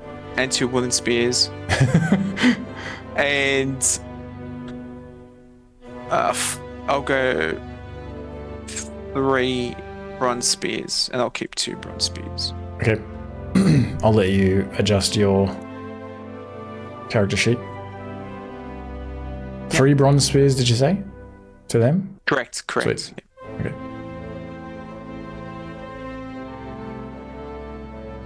Alright. And for the people that aren't in the main hall area, he'll like to give them his blankets as well. He's got 3 blankets, whoever needs them most out there. Yeah, they're all very grateful to receive those. Oh, and we can probably hand off the bone saw as well, if you wanted to get rid of that too. Since you've got that in your inventory. I do. Yao Mei, it's up to you. You never know when you need that. Are you happy to still carry it? Would you like me to take it? I'm still happy to carry that. Okay, then you can keep it then, I suppose. You are right, it could come in handy. Just in case you need to saw any bones. You know, you never know when you might have to do an emergency amputation. It happens sometimes. What was the expensive rug, is it? You had 3 of them? We had 2, we've already handed those off. Yeah, gave them out to Yao Mei, I think. What were the, I thought you said you were giving, blankets, was it? Blankets, yeah. You've only got 1, or did you already reduce it? I've already minus 3. So 3, At 4. 3 blankets. Weren't those blankets the blankets that everyone was using to sleep every night, though? What is? I Because d- I thought there were only 4 blankets in total. Oh yeah, I think they were. I think you had them all I have on one. you, because I I don't have a had- blanket. Plus, I've also got a bedroll, a blanket. Oh yeah, Reddy's got a Fleece. cozy blanket. Yeah, I've only got a bedroll. I don't have a blanket. Yeah, I So I don't think have a blanket. Vindaris was carrying mine. Mm. Okay, I'll give them to the party members before I hand them out. Snatch them back. All right. I look at the tags, and one says Yao Mei on it, and the other one says we got it. There's like a crude little E, Yeah. like Yeah. stitched in. Okay, I'll add a blanket to Twig's inventory. Whoa. Sorry. Are you burning now? And- no, not yet. Yamas. All right. And I suppose the other thing we wanted to do was grab food. But I don't think we necessarily need to talk to Farrik about that. I think we should just go and get some food. Whatever prepared rations might be upstairs.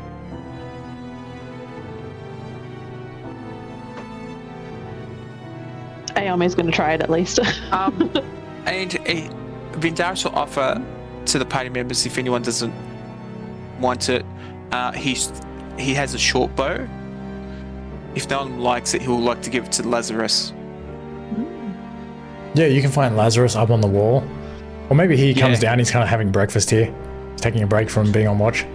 He's like, Oh, thank you. Huh. I could. What? I could aim this at things. maybe even shoot arrows at things. Dangerous things. Yes, of course. Not safe things. What would be the point of that? and Yame, if you just kind of go up that ladder and sort of take food, there are people that are sleeping upstairs as well.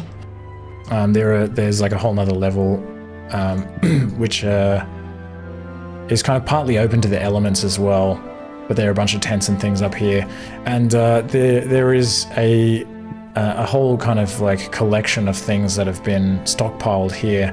They kind of look a bit uncertain, a bit uncomfortable and worried as you're sort of taking these items of food, and they're sort of looking at each other like, are they supposed to be taking this food? I don't know. I'm not really sure.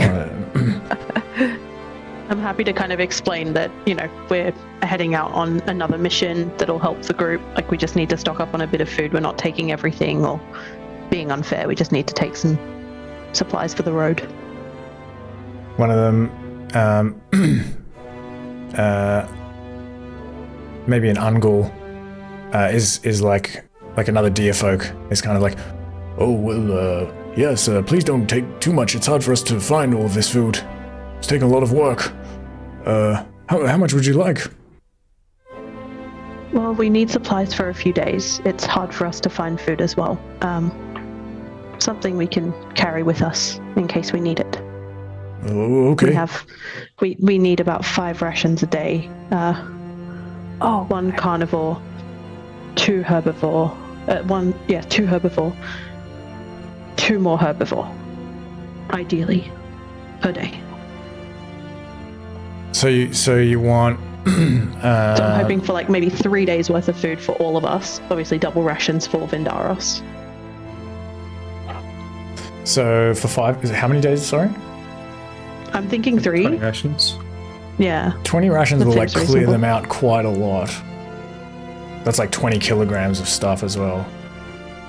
Can you? Let me see. It wouldn't be stuff I would just carry. I'd try and hand it out as well, just in case we needed to split up the supply, but just to grab enough for all of us to have a couple days. Yeah, there's not like that much food here that you would be able to take. Like it's they're kind of like, it's winter and it's like hard for them to forage and hunt and stuff, and they're sort of stockpiling as much of it as they can and sort of trying to cook it and make it last longer, preserve it. So yeah, I'd say that much is possible for you to take if you want to, but they will be really upset about it. I think would Ayame know Twig has some carnivore rations? Yeah, I think we discussed it, and I've got a few rations as well, and I think so does Okay. Reti potentially from the discussion we would have had the night before. Mm-hmm. So I'm happy to take less. I'm happy to take what they're comfortable with, but I'll kind of chat with them and see what they're willing to part with. But let them know we need 5 rations per day, one of which has to be carnivore. But we've got 2 omnivores, herbivore who needs double. They Just can kind probably of spare, share that. I would say, 5 rations each. So, Okay. like 20 in total, I think. Yeah, that wait, works. sorry, not 20 in total. 5. Let me see. Each person? Maybe I'm going to say 12 in total. Sorry, not 20. Yeah, cool. And how many carnivore versus herbivore rations would that be? Let me see. You can split them however you like. That's fine. Okay. Then I might kind of go more for the herbivore rations. Maybe 3 and 9. I'm happy with 2, 3. I do have 3 carnivore rations. Oh, Right. then all herbivore is fine. Yeah. I think so. Okay. I mean, you can take more, but yeah, they'll just be unhappy about it. It does. Yeah, It takes I'm them a not long trying time to to like kind of cause store the food, or to preserve the food. But I'll let you put that in your own inventories. Yep. If you have the right rations, let me know if you don't.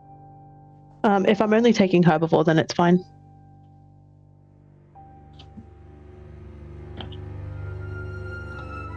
So Do you I'll want to that. increase yours by 3, Twig? And I'll get rid of mine? That's okay. no. I'll hold on to them. Thank you. These These rations, big strong arms.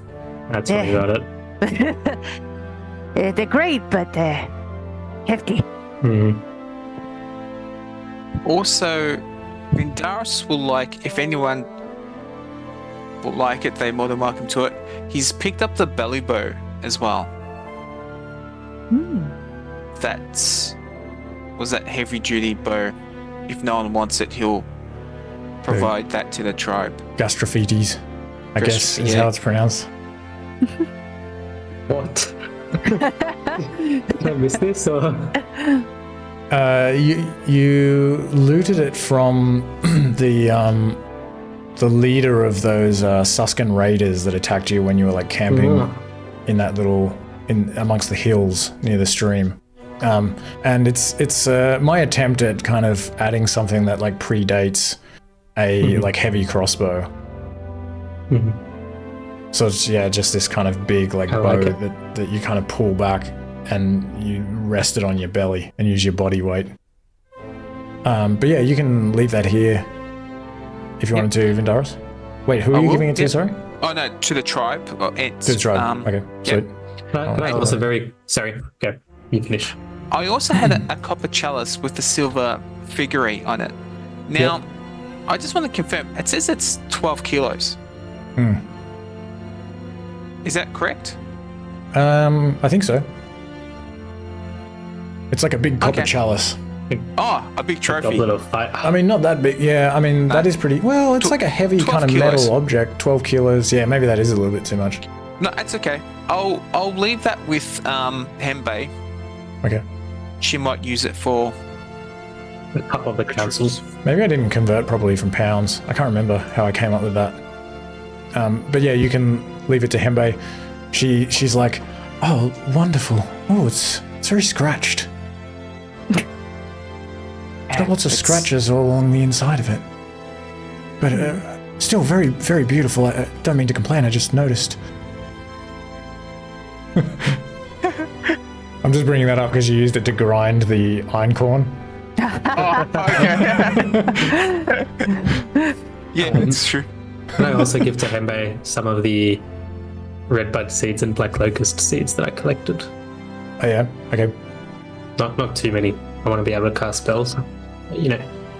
Are they in Maybe your component pouch? They're in my component pouch. Okay. I only have one quantity of them, but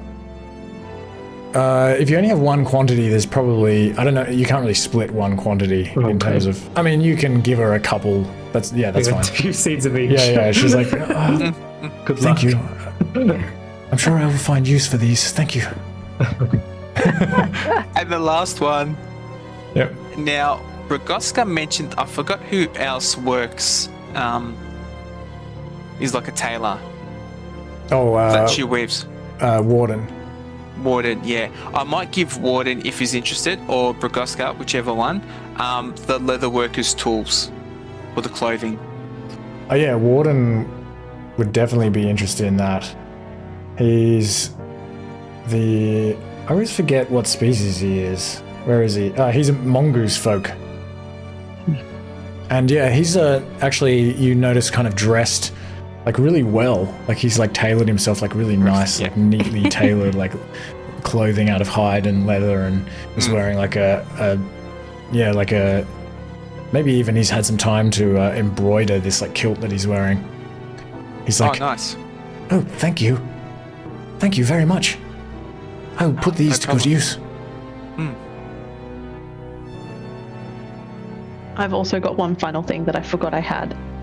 Yeah. And I will give the tribe the longbow that I have, because one of the other refugees who came back with us has the arrows. So I Okay. don't have them on me. All right.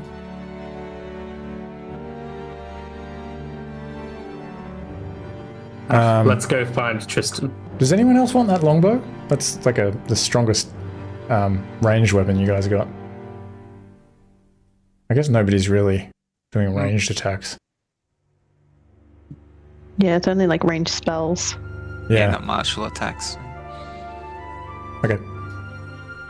Longbow. I could probably use it, but I'm worried about my pack getting too heavy. If I can find another one on the road, I might keep it, but Cool. All right, I've put it in their stash, so you can remove that from your inventory. already done. Thank you. If it's possible, if everyone can, when you have like a 0 quantity like that, if you can actually delete it instead, that makes it easier, because otherwise it's hard for me to kind of see quickly like what things you've got. Okay. Unless it's rations, because you're kind of, unless it's like something that you're getting regularly. Yeah, that makes sense. Sweet. All right. Anything else? Okay, cool. I learned some languages. Can you? Oh yeah. Like when you had the long rest, you can all learn a language. Sorry, I forgot to mention it. Did I learn one yesterday as well? Last session. I think you did that at the beginning of this session, didn't you? You asked about that at the beginning of the session. yeah. Actually, I probably, yeah, that's right. Sorry. That's all right. Trying to sneak in my Nerd. But yeah, you Minus don't have one. to eat any of your rations to sleep. These guys can all feed you. Just trying to see if there's anything else to keep in mind. Yao Mei took off his armor, sorry. Vindaros. Oh yeah, Vindaros, you don't have to take off your armor, because the scale mail... you've given it away anyway. I think I just thought that it improved your AC because you were wearing a shield. I forgot you were wearing a shield. Yeah, it's still unders. Yeah. So I'm just wearing leather armor. Sweet. And Just so for would fashion. you wear? Yeah. I don't know if anyone's noticed Vindaros's token. He's actually updated a bit. I've got Yeah. some leathers on. He's not as bloody, and he doesn't have the tunic. Nice. Nice. He's leveled up. And speaking of leveling up, well, sorry, I shouldn't say that. Just we'll do some XP.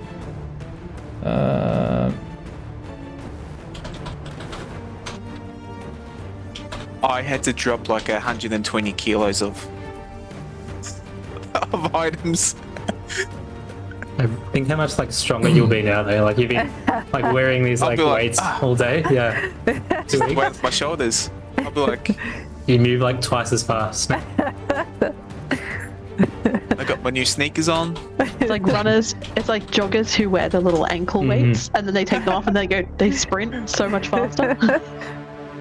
They did that in school with batteries tied to your pen, so that when you wrote your essay, Oh, wow. Yes, I exam. remember that. wow. Oh my god, we did that too.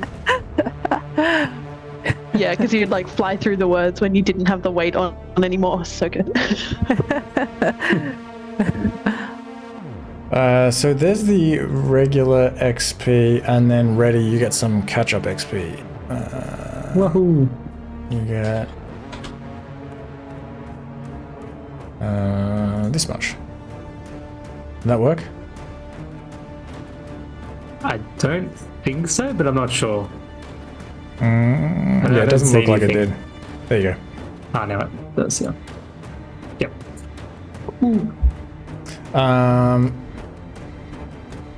And yeah, pretty low XP reward for this one because we just mostly hung around the castle. But you did wrestle control from Farrik.